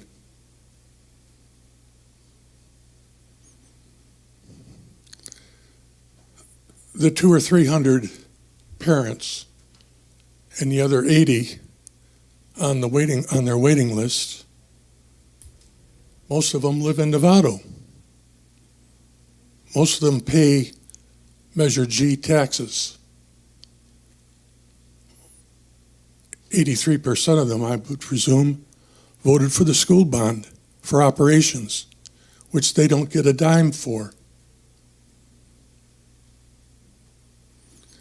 Think about what your principles are in inclusion, in equity, and think hard.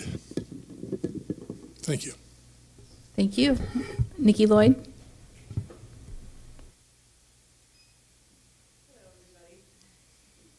So thank you for discussing this once again. This discussion started in 2016, about exactly 7 years ago. And first it was with Karen Maloney, and then it was with Yancey Hawkins, and upon occasion with some of you and some of the trustees that were here in the past. And I feel we've been told over and over again, don't worry, we got you. Don't worry, we'll take care of you. You know, we're going to make it happen. Meanwhile, 7 years have passed, and the value of every dollar is so much less than if we had been given some of that money to start with. We just spent $300,000 on a portable that we absolutely needed. We did not have a space, a dedicated space for our aftercare. We could have really used that money for that portable and then put the money into the students and the program and the teachers.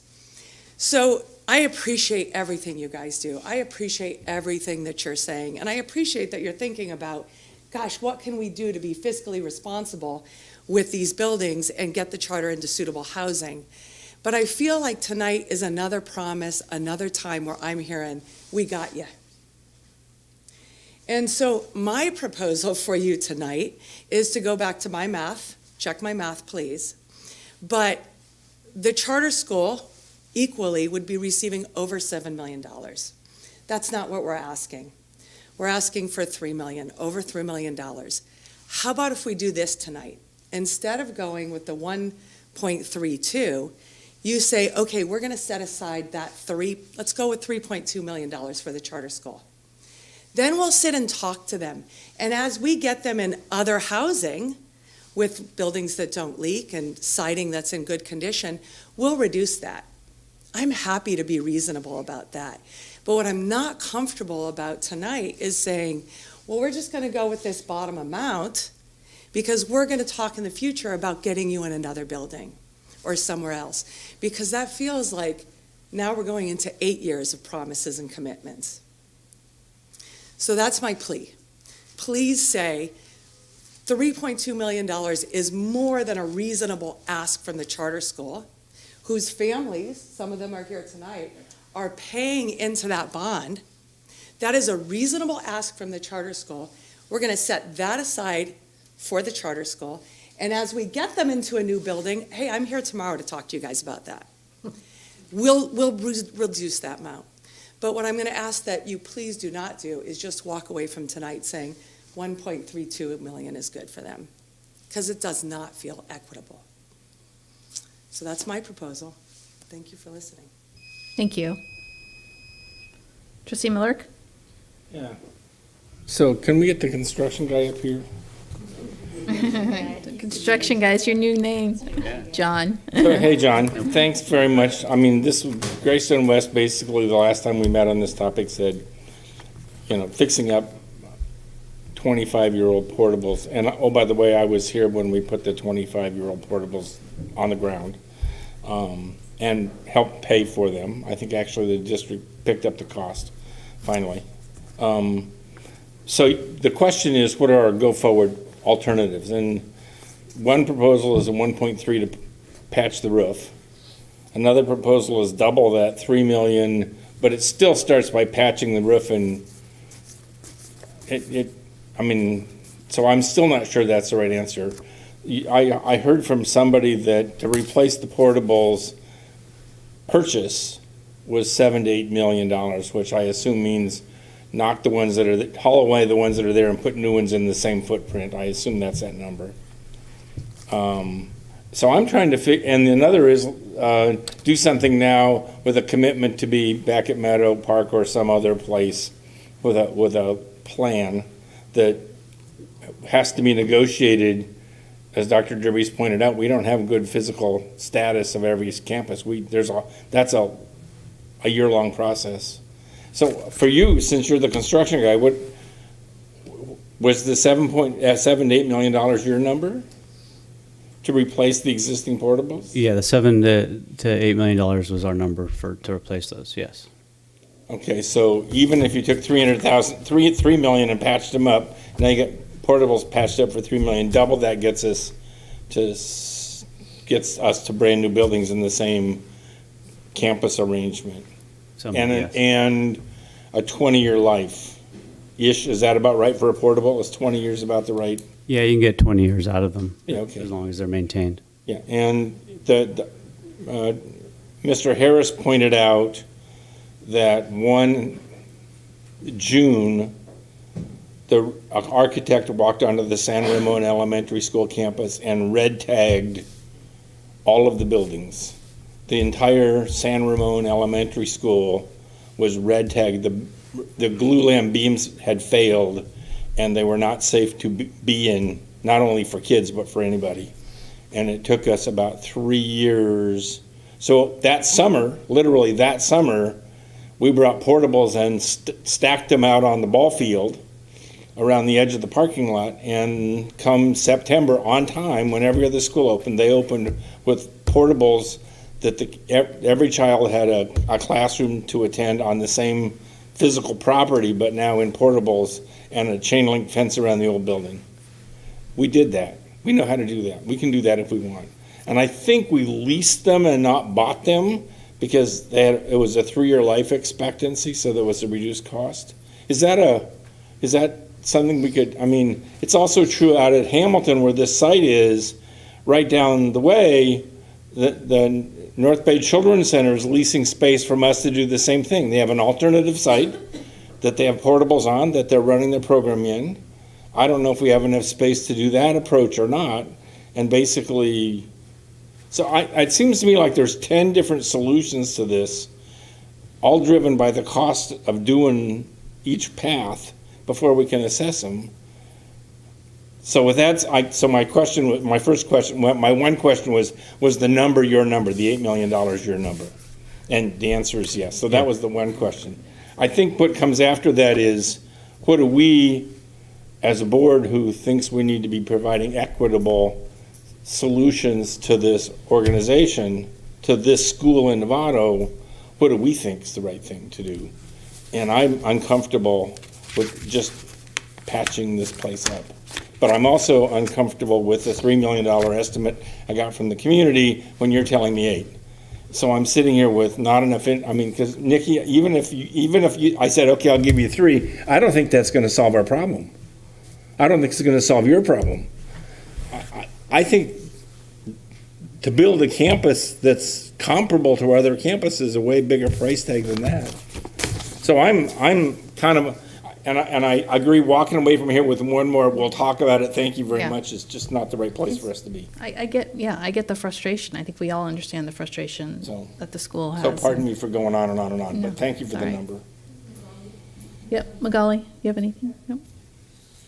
Yeah, I know there's a lot of frustration, but I'd like, if we are serious about moving them to a different location, we need to start with the timeline. What is our timeline? We can't continue to talk about this because I can feel for 7 years, right, that we've been promising these things and it just goes on. I would like to see a timeline by next board meeting of what that's going to look like.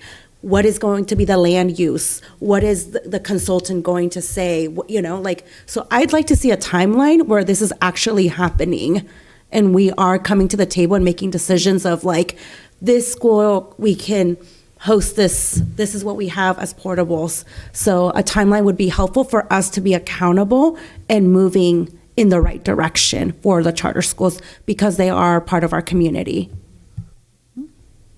Just to Dr. Derby's comments about doing a facility master plan, that is really important part of this, and I know that's quite a process, but it also will get us the answer that we want in the correct way, the appropriate way of finding the right campus that works for them. We can't just say, oh, let's put them over at Hamilton and figure it out. No, it just can't work that way. Trustee Jacobson? Do we know how long that would take? No. We could probably get it done in, I'm going to say 6 months at this point. But there would be a lot of discussion with the NCS. Yeah, right. So that breaks down the use of, I remember time goes by.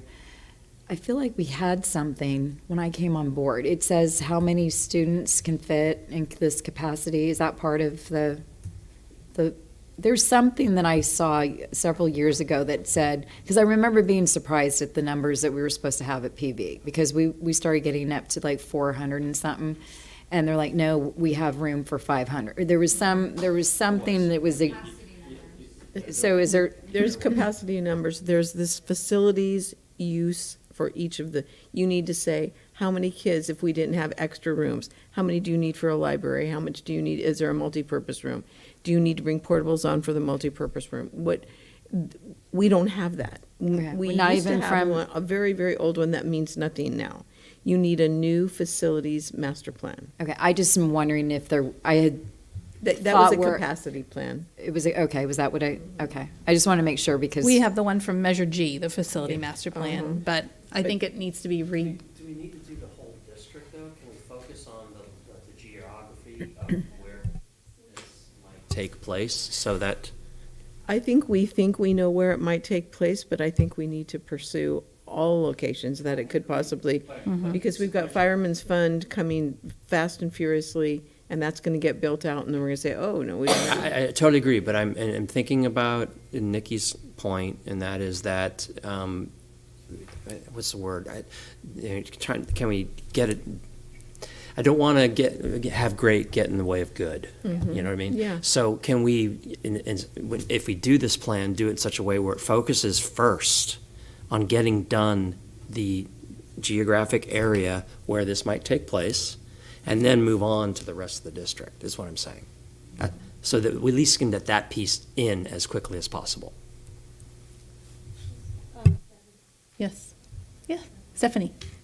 I think that I agree with Trustee Mack. I think if we have like certain schools or campuses that we think, okay, maybe would be the perfect fit, that we would do that first and maybe send that over first. And then as we're keep going and investigating with other schools later on, figure out what actually like nail it down. Hey, this is the school we're going to do. And then obviously so they can feel more involved and also have more resources to figure out their plan as well and how they can prepare for that if they are going to move eventually. I think that's a good point. Thank you.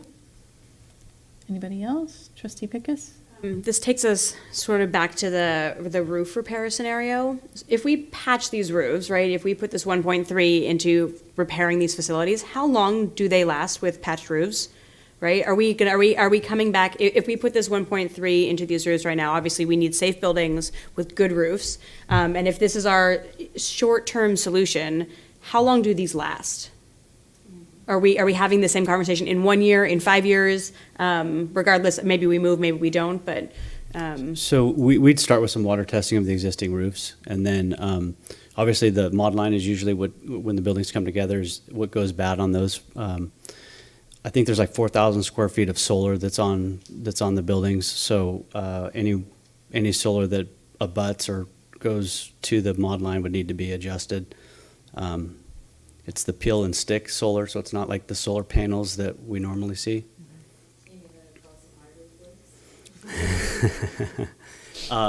So we would do the water test and try and isolate where those are. It's hard to say standing here, Yeah. how long of life you have left on those things. I know you're a roofing consultant, so he may have looked a little bit deeper into this, but we'd start at the mod line, and then any other penetrations would kind of be the thought that these things are 25 years old. We should be able to get another 10 years out of them. Okay. But again, I'd want to do that investigation. All right, so we have a couple things. We have staff's recommendation of the 1.3. We just allot the money, and then they take and run with it and see what we can do, working with the charter school and using that 1.3. Keep in mind, and then we had Nikki Lloyd come up and express, just give us $3 million. We'll see, we'll go from there. If we don't use it all, we'll give some of it back, in that sort of regard, so that they have a little bit more to work with, and they can see if we're actually going to do the work that we're saying in regards to the facility master plan and moving them to another campus. This gives them a little bit more to work with. But when we do that, we have to keep in mind what we have left out of the Measure G bond fund. You have the $1 million already taken out for them, the $1 million. So if you add another $2 million, that brings our subtotal down to 1.36 left for our own projects. That we still have a lot of other projects that are still in development and still being done right now. And then that pretty much runs out Measure G. So with just a remaining balance of 1.36. So I just want to keep that in mind. We do have the money coming back, hopefully the matching funds, I'm going to say matching funds from the state of $15.8 million roughly. So we got to keep that in mind as well. So, yes. So I have a question about doing the facility use plan. I understand you said 6 months, but I learned I forget the triangle. It's like there's cost, time, and quality, I think, are the three pyramids. So if you spend a little bit more money, you can go faster or whatever. So, hearing 6 months, I think for me, it knocks it off the table as a possibility, but I'm trying not to think that way, because we need to have a long-term solution. And I don't feel, in my perspective would be that just patching something instead of just really fixing it for the long term that it, or 20 or 25 years of life that it should have is more important. So if we put more money towards getting the facility use plan, I'm like, why does it take 6 months? Is it because of lack of people to do it? Or, what if we got a whole bunch of people working on that and that got done, and we could do a timeline of some sort? I don't know what it involves. You can tell me I'm being ignorant, but or that we can't do that. But the 6 months seems to be. It's, in my experience in working with anything, with a contractor, going out for a contract, 6 months is nothing. If it could be done in 6 months, to me, that's a miracle. And that would be a really good thing. So I think if we can truly do that if we focused it and said exactly what we wanted to do, I know we called it the Facility Utilization Master Plan, because it was in Windsor, and it gave every detail of every school site. I used it as a reference book all the time. It was amazing. And that took her at least a year to do that. But that was one person. So the idea of maybe there's or we a firm have that could help. Something that's not exactly current, but maybe from Measure G. I don't know. I'm just wondering if there's a way to do that, because I do respect Nikki's comments, and I agree. I sit here sometimes, I'm like, how come it takes us so long to do anything? And I know it's just because of things come up. There's just always something. But I think that having at least, to Trustee Lametta's point, a timeline, if we can figure out what is a logical time, again, I don't like 6 months, but what can we actually set so that we can make a commitment and it's not 7 years later for her? This isn't going to last 7 years anyway, but that I would be interested in seeing what we could get to at a point where we can make a commitment. I am not in agreement about putting $3 million. Allotting them the 3 million. I understand that perspective of just taking it and doing things. I am with, actually had the same things marked as Trustee Mack about what things could be used at other facilities that we could go ahead and and buy. I didn't do the play structure, but the phone system. So I'm willing to say, okay, let's buy those things because those are something that we can move forward and getting the place safe until we can figure out the next step. I'm next. Trustee Jacobson. I'm wondering if we could look at something like a 3-year plan. Like we take 6 months to assess, we have another 6 months to decide what we want to do, a little bit of cushion to see what Nikki's input is and her team, and by year 3, we're relocating. And in that time, we can use a smaller amount of money, maybe half, to make sure that those students have a safe place to go to school and some of these additional things that they've asked for. Okay, it's an idea. Trustee Millick was after. Yeah. And So Trustee Mack. it seems to me we can use the same tools. Is the second microphone on? Is that one? No? Okay. It seems to me we can use the same tools we've used in other parts of this budget. And that is, we can set a reserve fund like we did for the IT or some other projects and say this is reserved for the charter school upgrade. And separate from how you meet their long-term housing needs, which I just heard tonight is our responsibility. However we meet that responsibility, we can set aside 3 million or 7 million or whatever. We don't have 7 million to set aside. We have just maybe 4 million. We could set aside that money as a reserve fund and get past I keep hearing you're talking about this, but I never get to participate. That puts Nikki at the table in the conversation about the solution. It isn't us deciding play structures at Olive School versus the charter school. It says we understand the charter school is a campus that we have to support, and here's the allocation for the charter school.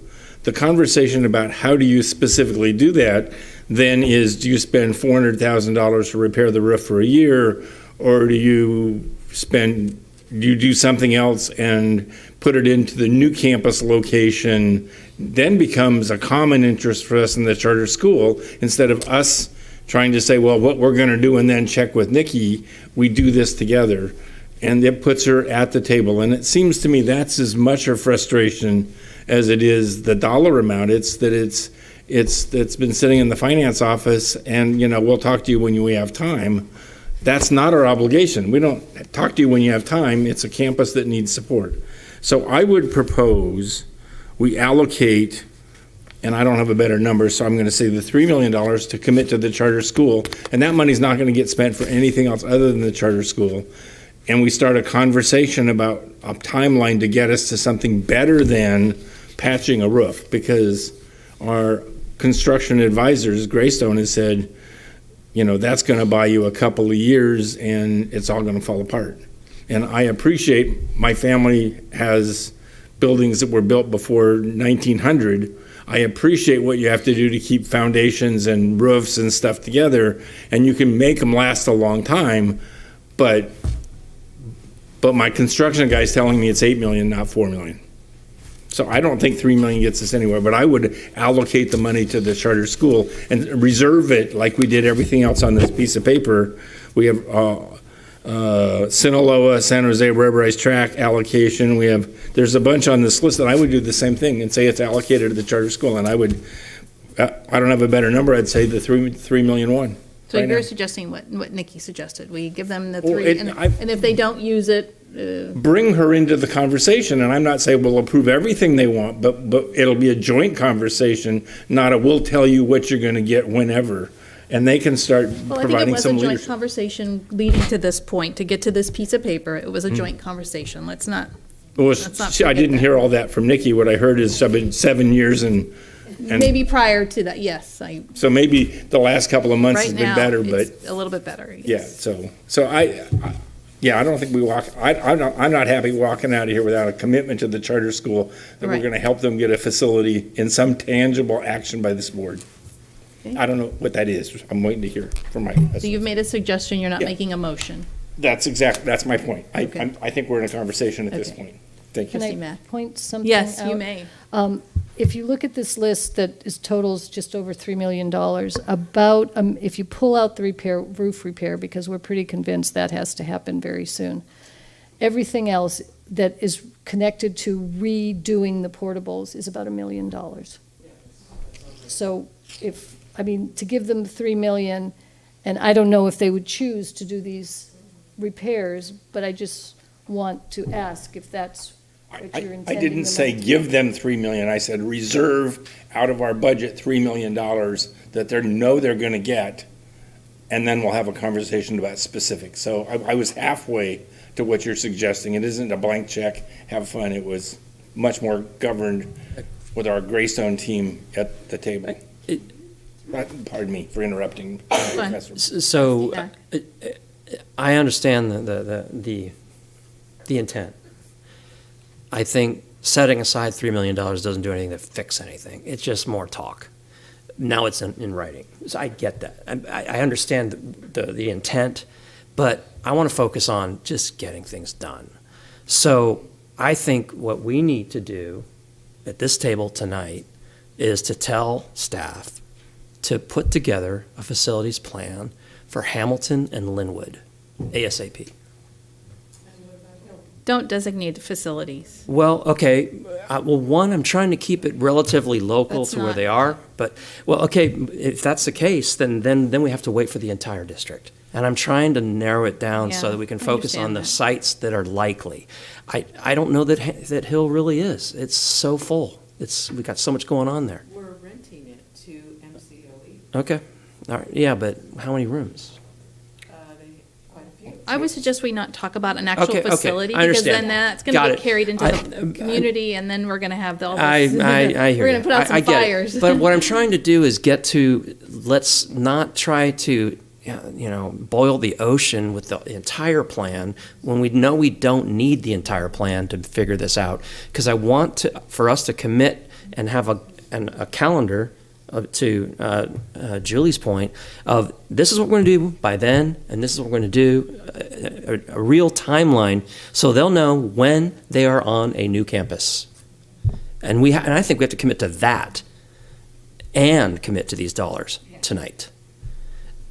So, or commit to having that conversation ASAP, next meeting, in terms of a timeline and Maybe we need to and the scope of the plan is what I'm trying to say. The scope, not the entire, because the northern end of town is not going to be part of this. That I can be based on where they're already located. That's just my take. Maybe I'm wrong, but and then as far as the dollar amounts. You bring up a very good point, Lois.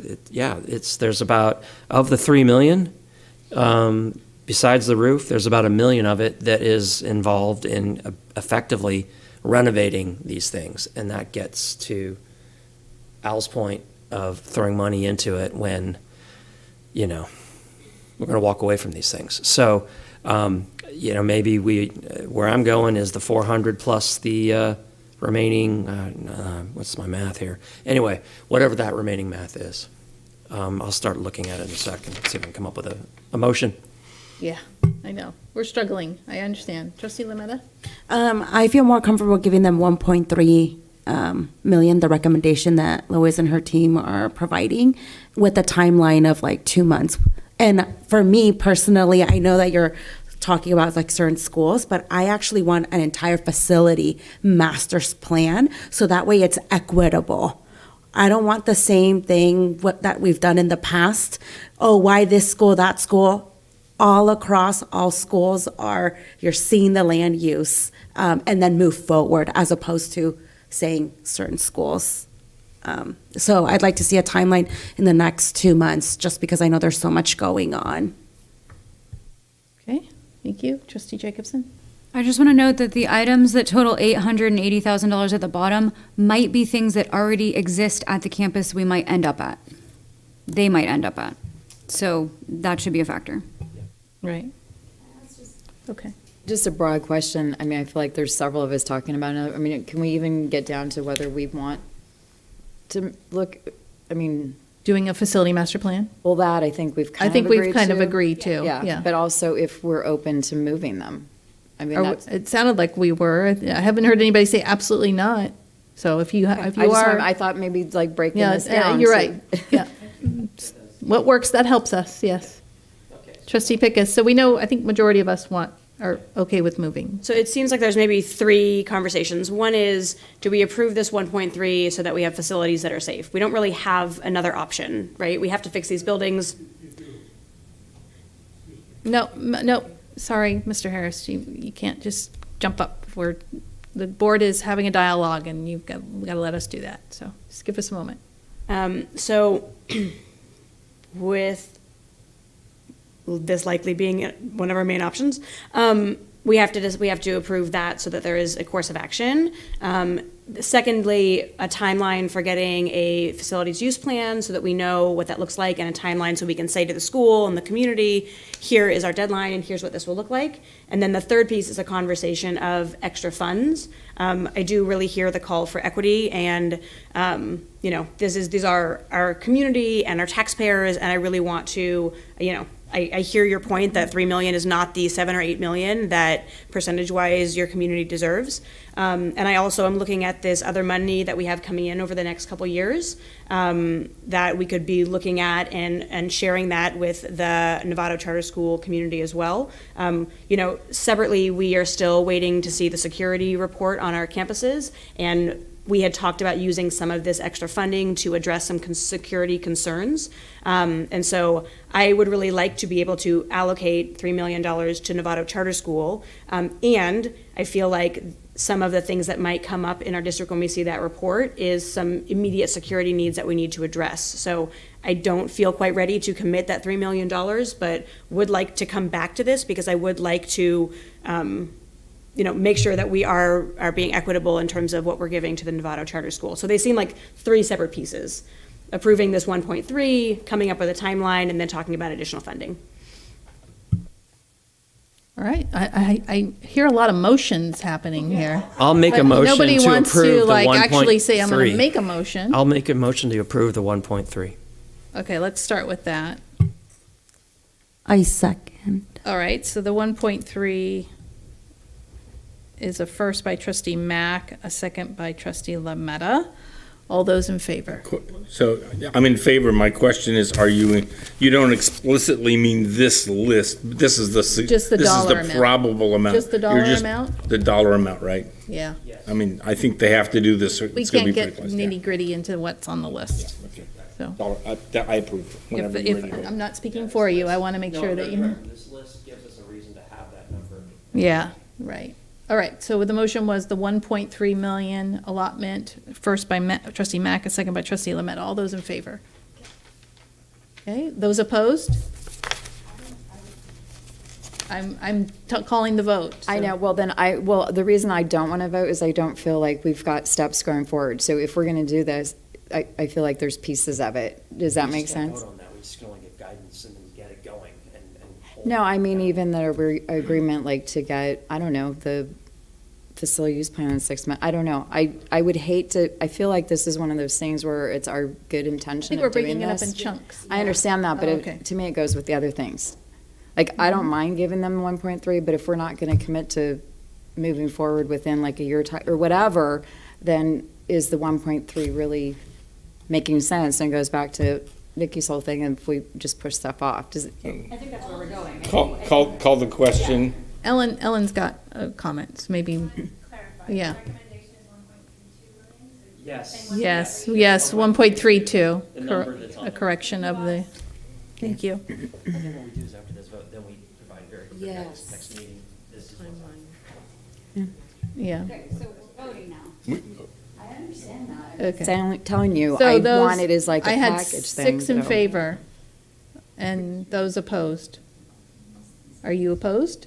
Are you? I just said why I didn't make a vote. That's fine. I'll go. You don't get to abstain. I'm not abstaining My point is that I wanted other components with it, so I am not opposed to Do this. we want to withdraw the motion? Does the maker of that's the motion want to fine. I withdraw will it and vote. put all three of the things in one? I will vote in favor of it, that's fine, Okay. but I'm just was explaining, it wasn't trying to abstain, I just don't want There's to. just a lot of Brown Act stuff.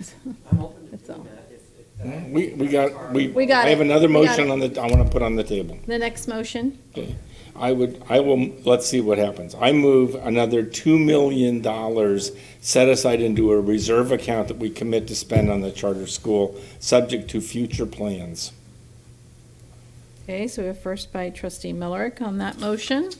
And that just sets it aside so we can start, I don't think that's, that's, Do we have that's a the second? motion. Yeah, everybody's heard the For a discussion. reserve amount of 2 million set aside. Yep. Okay, there's no second, so that motion is dead, basically. Okay. All right. Let me ask a question. I didn't realize that I could put as part of my motion to stipulate that we will have a calendar for putting together the facility use plan and identifying a campus in whatever time frame. Can I add that to my motion? I thought that was just We've already guidance. done the motion, so you just have to create Well, but I just that didn't, one- I didn't. Let's make another one Okay, but I next. just thought that was just guidance, not something we vote on. No, I think we need to put that in the motion, because that Okay. gives direction to staff. Okay, all right, so I'm going to pull my motion, I'm going to adjust No, it. no, Oh. you've already voted, we can't do Okay, then I'll anything. add another motion. Yeah, we need a Brown Act. 'cause that's- Yeah, I know. Well, not Brown Act, Not Brown Act. Robert's rules. Robert's rules. Yeah, yeah. But you could, can I just say? Yes, this? yes, I yes. don't Yeah. know if it's going to help. You can say, we want a definite timeline brought to the June 6th meeting. You want to have the facilities master plan, Done by, yeah, and give a timeline. with a timeline, right? Yes. But is that something we need to vote on, or are we just saying We're guidance? giving direction to So we staff. vote It's on a it. discussion action item, and you need to tell us. You Okay. could have made a motion that said 1.3. And all that? and Okay, so I'll make another facilities motion master to that plan. effect. There you That go. basically that adds on to this. So, and forgive me, Jan, I think you might word it better than me. Okay. That for the and folks help me here if I need to better word this, but for the June 6th meeting, we will have a timeline and a proposed scope for the facilities plan process. Jan, that feels like an undoable time request. The Okay. June 6th is very quick. Yes, but we could do a timeline of what we want to do. We could do an estimated timeline, yes. Yeah, that's all I'm talking Okay, about. okay. Where I'm But not going is engaging a I- contractor. No. Okay. I want to We make know sure that, the Lois. NCS community has a very clear understanding of exactly what we're doing and that we're holding ourselves accountable to doing it. That's all I'm trying to do. So, did that motion make sense, Ellen? Trustee Mack made a motion to have an estimated timeline of proposed scope and facilities master plan presented to the board at the June 6, 2023 board meeting. That'll do it, unless anybody else has something else. Okay, and trustee Jacobson is a second of that motion. All those in favor? Opposed? Okay, 7-0. All right, so I think we've given direction to staff. June 6th, June 6th, yeah. We will work through that in agenda planning. We will work through that in agenda planning and make sure that the board's request is met. And I know to the public and to the charter school, that was just a long, drawn-out conversation, but it does take us time to get to where we need to be as we think through everything, and hearing the public comment sort of changes what we're thinking as well. So I appreciate you hanging in there and letting us have that dialogue, because that's important. You don't want us to make a decision just in 5 minutes. So thank you for that. Thank you. Moving on to the next discussion action item, this is 16B. This is approval of the 23-24 bell schedule, which will probably take minutes, if not Seconds. Seconds. It was nicely done. A lot of work went into it. A lot of work went into this. We have lots of players that have taken place. And this year, the especially difficult part was we had a major push to get consistent bell schedules across the sites, which is a huge accomplishment. I'm very impressed by this. And Mike was instrumental in pulling them all together. Ashley was instrumental in making it all ready for the board packet. Ellen was behind the whole thing. And Derek did the instructional minutes to verify that everyone met their requirements, which they did. We had to do some tweaking, but what you're looking at is a finished product and everyone's meeting the requirements.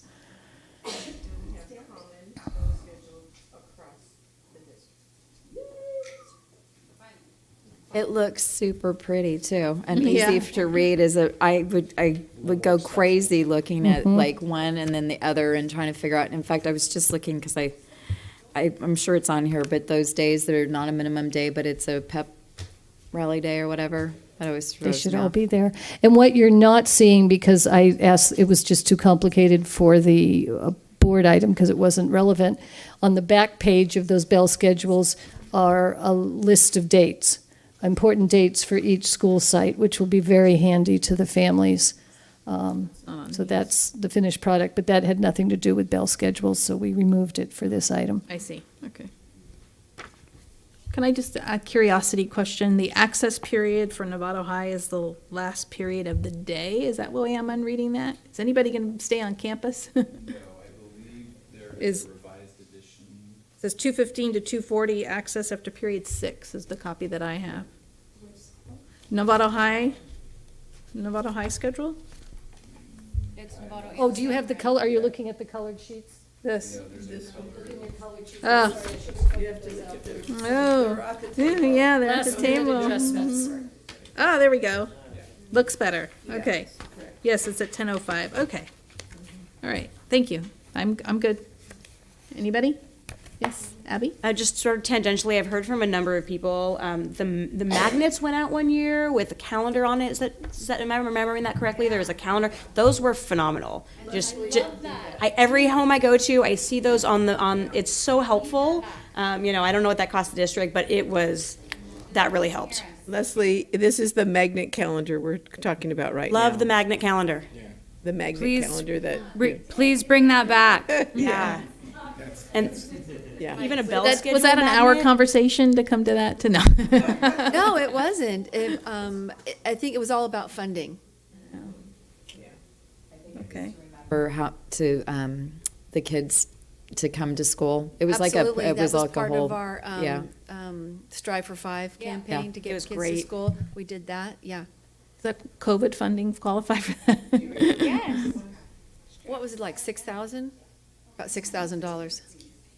Every penny, probably. We just voted on 1.32 million. So I'm here. So I'm hearing the magnet calendar. Yes, it Okay. seems to be very, I hear that over and over too, myself. Calendar. All right, this is back to the bell schedules. This is a discussion action to approve this for the next school year. I move that we approve the calendars. The bell schedules, not the calendar. Bell schedules. And a second by who? All of us. Lametta. Trustee Lametta is a second. All those in favor? 7-0. All right. Thank you very much. C, 16C, this is Lois and Tim, but most likely Tim, I'm assuming. This is infrastructure, IT infrastructure item. Yeah, take a break, Lois. Woohoo! Yeah. Dream team. Hi, trustees. We'll try and be easy on you, but I do, before I get started real fast, I want to introduce Dana Lewis and Logan Ober. These guys do a lot of the heavy lifting for me, and so I wanted you to be able to put a face with the name. They're important people to NUSD, and as we talked about classified people working behind the scenes, these are some really important people working behind the scenes, so let's bring them out in front of the curtain for just a second, okay? Got modeling the way. Come on, you want something more? Well, yes, this is more, right? Okay, so I'm here tonight to ask for your approval to spend some money to be able to purchase a UCS X Series hybrid storage equipment to upgrade a district's data center and improve Novato USD's IT infrastructure. So I'm sure that everybody has read my board report, but for the benefit of the audience and the people at home, our data center is the core of our on-premise data and processing. You can think of it as in simplified terms, as one really large computer that can be subdivided into virtual computers. This system would house Aries, QSS, our file storage. Our existing system was purchased in 2015. The salespeople, when you buy these things, tell you that you'll get 5 years out of these things. And our perspective is we'll get 5 to 7 years out of these things. And we tacked on another 1.5 years onto that by using third-party vendor support to be able to get a little bit of extra life out of that. But that time has come and gone, and it's time to replace that. The solution that we've decided is the best for the district is an upgraded version, a current version of what we've been using for these last 7.5 years. The last thing that I wanted to mention is that you may remember several years ago we upgraded our Wi-Fi. And also not too long ago, I came up here and talked to you guys about establishing a partnership with DGI, which is a company that is providing support to us in a variety of ways. And we worked with DGI when we replaced the Wi-Fi, and we gave them, rather than e-wasting some of our old Wi-Fi gear in order to get consideration. And that consideration is coming back here in the form of a 7% discount on our data center. The dollar amount that saves us here is $22,000. The total for this project is just a little bit less than $340,000. And the last thing I'll mention is that this is all on a CMAS contract. So the bidding is, or the pricing is competitive. Okay. Yes.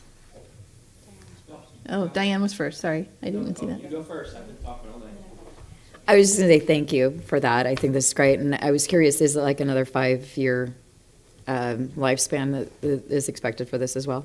Yeah. Again, the salespeople will tell you 5 years. This particular system, we were able to get 7.5 out of. No, I think that's great. I mean, Yeah. clearly you guys got so much more than expected out of that. But this replacement, this upgrade is the same theory as 5 to 7 years is expected on this as well. That's Okay. what I would expect. Yes, ma'am. Awesome. Thank you. So in the world I work in, everything's in the cloud. So can you just give us a quick lecture why we don't just perhaps go just to AWS? And I know there's ongoing costs there, Sure. but it is scalable and Sure. you're never getting obsolete, et cetera. Yeah, well, there's a number of things that we already do use the cloud for. We store our backups in the cloud. Obviously, we take advantage of what Google gives us for free with the space, and we've migrated a lot of the things that used to be on this Nimble are now being done on Google Drive. I think in the assessments that we've done, and you guys are welcome to pipe up on this, the pricing on the cloud is still rather expensive. And I guess the other thing too that we're thinking about with regard to this is that Aries, guessing a little bit, in the next 2 years, probably will come to us and say, you're going to have to move to the cloud, and they'll be hosting it. Do you happen to know what provider they're talking about using? AWS. So Aries will go, and there's also a number of conversations that are going on with our financial systems. So those are systems, and really, aside from file sharing, QSS and Aries, that's our bread and butter. So as those things go to the cloud, then maybe we'll be having a different conversation in 5 to 7 years. Can I add one other thing? Yeah, of too? course, go ahead. There are certain functions that we do that we actually want on premise. So if we lose our connection to the cloud, right, there are certain things we still need to function within our organization and our network. And so we have done, as Tim said, we spent some time with Microsoft and looking at, okay, what if we did put some of these servers in the clouds and did that cost analysis, and it doesn't make sense right now for what we do. Do you want to add to that? Yeah, the only thing I would add to that is in private industry and in the public industry for education, there are certain softwares that make more sense to have on an actual server on site. Like DNS is one of those things that to handle the environment that we have in our filtering, it's best to use an on-prem server to handle those types of technologies. Understood. Where I'm coming from is, I'm in the bank technology world where you better be up all the time. So 4 nines, and they don't go down. And AWS fails over, and you can do hot failover testing, all the time. So I do think it's the future. I get what you're saying. Maybe not yet. But I'll tell you, my mind is that the next time around, we're probably looking at going all in the cloud. That's just if I'm around. Yeah, I feel exactly the same way. All right. Anybody, who was, somebody next? You were, no. This is, the machines have little ball bearings and moving parts, and they wear out, and the newer version, the machine 7 years old won't run the current version of VMware because the vendors systematically make sure they go obsolete so they can sell you the new stuff. So we're just in the stream here. This isn't revolutionary. This is evolutionary. And Greg, I think you're right. When we have this conversation 7 years from now, I won't be here. No, you'll be here. But there'll be a different conclusion. Now, what Tim has done, credit to him, is we have dual paths out of the district, so there's redundant failover at the very highest level in the district, not at every campus. But so this team has been thinking about the reliability of 4 nines, 5 nines conversation. So I think this is timely and an appropriate expenditure of money, and it's allocated. It's coming out of the IT allocation, which on the earlier conversation there was 1.7 million set aside, and this is coming out of that allocation. So this isn't new money. This is something that they've been thinking about for a couple of years. I'll move. Okay, first And by I'll trustee. second. And a second by trustee Mack. All those in favor? 7-0. Thank you. Thanks, everyone. Dana and Logan as well. And come out from the Thank you. Yeah. All right, 2 more items. Approval of one-way education Spanish language arts curriculum for the 6th grade dual immersion program. Thank you, Carrie, for hanging in there. Past my bedtime.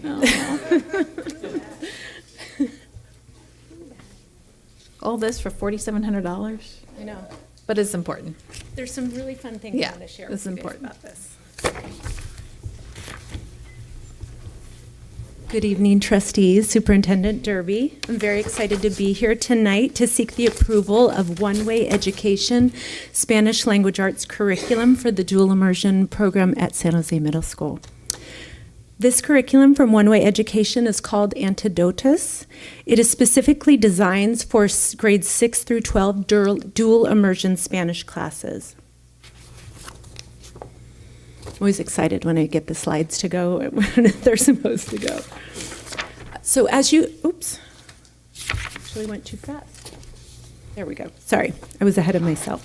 So as you can see from the slide, all of the different proficiency guidelines and standards that the curriculum is aligned to, most importantly, the Common Core the Spanish language arts standards. The curriculum includes exposure to the practice of all 4 language modalities: speaking, grammar, literature, and writing. It is thematic, proficiency-based, and literacy-oriented language instructional program that is student-centered. So a little bit about the background of how we decided on this particular curriculum. So when we found out that we needed to identify a Spanish language arts curriculum, we reached out to our different partners at different schools that already have successful middle school dual immersion programs, and learned what they were using and why they were using it. We also reached out to our Chris Nichols, our education consultant that helped us to write the program plan for the dual immersion, and she had suggested One Way to us. And so I worked with Elvia Romo, who is the teacher who's going to be teaching the 6th grade class at San Jose, and we met with the people from One Way, and we were immediately, I have to say I was dazzled by this curriculum, and I've been in education for 23 years. I've never been dazzled by a curriculum, ever. So I'm going to tell you a little bit about why I was dazzled by it. So I could go on, and I actually in my notes had pages, and one of my team members is like, cut it down, top 4. So you're going to get my top 4. So the program presents literature from diverse Spanish-speaking countries beginning at 6th grade.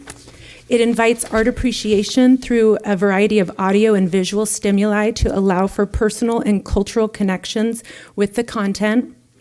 It presents culture in a holistic approach integrated in each of its units' themes. Students will explore cultural practices, products, and perspectives with activities that will incite them to want to explore even more. And so what I think one of the most exciting things about this curriculum is I think that One Way is it's the first curriculum that I have seen that it's made the pivot to create content for students that is engaging in the way they learn today. So they create blogs, videos, and what's so, I think, incredible is that they actually have educators that are living in Central and South America. They're creating content through current events. So every Sunday night, they drop new content for the teacher to show, quick video happening right there in whatever the country that they're in, current events. The lesson plan is already created. They extrapolate the vocabulary out of that the students are going to be exposed to and highlight that through the lesson plan. So what I felt after seeing this is I thought we always talk about we want our students to be global thinkers, but this curriculum, I'm so excited for our students that are going to engage with this because this is really going to provide that opportunity for them to think globally and have this level of exposure. Thank you. Do you have any questions? Trustee Gasson. I love it and your enthusiasm. I think I just have a clarifying question as I was reading the cover page. So are we, at the bottom it says recommending the purchase of the Spanish language arts curriculum 6 through 8, but on the funding it just says 6th grade. So is it a 6th through 8th grade course program, or are we just approving the curriculum and we're just getting the 6th grade component? Just 6th grade for this year, and then we'll add each year from that. Got it. Okay, Yes. because it's saying two different things. So we're just approving the purchase, although in theory we're approving the curriculum for this. The coming school year. You're approving the 6-8 curriculum, we're only purchasing grade 6 this year. Correct, that's what I'm saying. So there's two. 4,000 or 4,700 next year to purchase that. Right, so it's two different, right, so two things. Yeah. Okay, you're right. thank you. Thank you for clarifying that. Anybody want to make a motion? Do you want to make a motion, Trustee Gasson? I want to make a motion. Okay. Trustee, thank you. Trustee Lametta is the first. Second. Trustee Pickus is the second. All those in favor? Okay, 7-0. Thank you, Carrie. Thank you. Nice presentation. It's beautiful. It's very exciting. Thank you. Our last item is this resolution number 2326 for 22-23. Authorization to sign on behalf of the governing board for 2023-24. And we will be, once we get through Dr. Derby just talked, we have to do four separate motions. Each one is a resolution for each signer. And then you please stay after the board meeting. I need to get signatures from each board member on each 4 pieces of paper. And it has to be a roll call. Yeah, I'm going to do a roll call. Roll call All right. vote. Yeah. So no, Did I just present for you? did beautiful. Thank you. Most of us have seen this before, but for the newer trustees, it's just something we do at the end of the year for the next year in order to have, if there's any new staff or any returning staff, to be able to sign on behalf of the board. Yeah. And it looks like they've authorized them to sign on everything on the sheet. There's nothing's different, so. All right, so we need a motion for the first resolution, which is for Tracy Smith and for her to sign on behalf of the board. If I could have a motion. So I have a first by Trustee Gasson, and I am going to second it, Trustee Millerick. All those in favor? 7-0. The second one is Julie Singard to sign on behalf of the board. First by, you guys were voting. I need a first and a second. First by Trustee Lametta. How about that? And a second by Trustee Gasson. Thank you. 7. All those in favor? Now I'm getting all 7-0. Okay. The third one is for Joshua Braff, our CFO, incoming CFO. A first. I'll move. Trustee Mack is a first, a second by trustee Millerick. All those in favor? 7-0. And the last is for Francesca Whitcomb, our Director of HR, and first. Trustee Millerick is a first, a second. Trustee Gasson is a second. All those in favor? 7-0. All right, thank you very much. Yeah, oh, the roll call, that's right. Oh my gosh. Wow, what is wrong with me? All right, let's do a roll call. So the first one was for Tracy Smith, a first by trustee Gasson, a second by trustee Millerick. Roll call vote. Trustee Millerick. Aye. Trustee Pickus. Aye. Trustee Lametta. Aye. Trustee Gasson. Aye. Trustee Mack. Aye. Trustee Jacobson. Aye. Trustee Butler is aye. The second one is Julie Singard, a first by trustee Lametta, second by trustee Gasson. Roll call vote. Trustee Millerick. Aye. Trustee Pickus. Aye. Trustee Lametta. Aye. Trustee Gasson. Aye. Trustee Mack. Aye. Trustee Jacobson. Aye. Trustee Butler is aye. Third one is Joshua Braff, first by trustee Mack, second by trustee Millerick. Roll call vote. Trustee Millerick. Aye. Trustee Pickus. Aye. Trustee Lametta. Aye. Trustee Gasson. Aye. Trustee Mack. Aye, aye. Trustee Jacobson. Aye. Trustee Butler is aye. The last one is for Francesca Whitcomb, first by trustee Millerick, second by trustee Gasson. A roll call vote. Trustee Millerick. Aye. Trustee Pickus. Aye. Trustee Lametta. Aye. Trustee Gasson. Aye. Trustee Mack. Aye. Trustee Jacobson. Aye. Trustee Butler is aye. All right, thank you. Sorry, that was a little mix-up there. I shouldn't have done taking the vote. All right, that concludes our board meeting this evening. And our next, we have a special board meeting on June 3rd. It's a Saturday. The board is going to be discussing governance, and then we're going to discuss some goals for next year, which will be in closed session. And the governance handbook will be in open session. The regular scheduled meeting is June 6th on a regular Tuesday.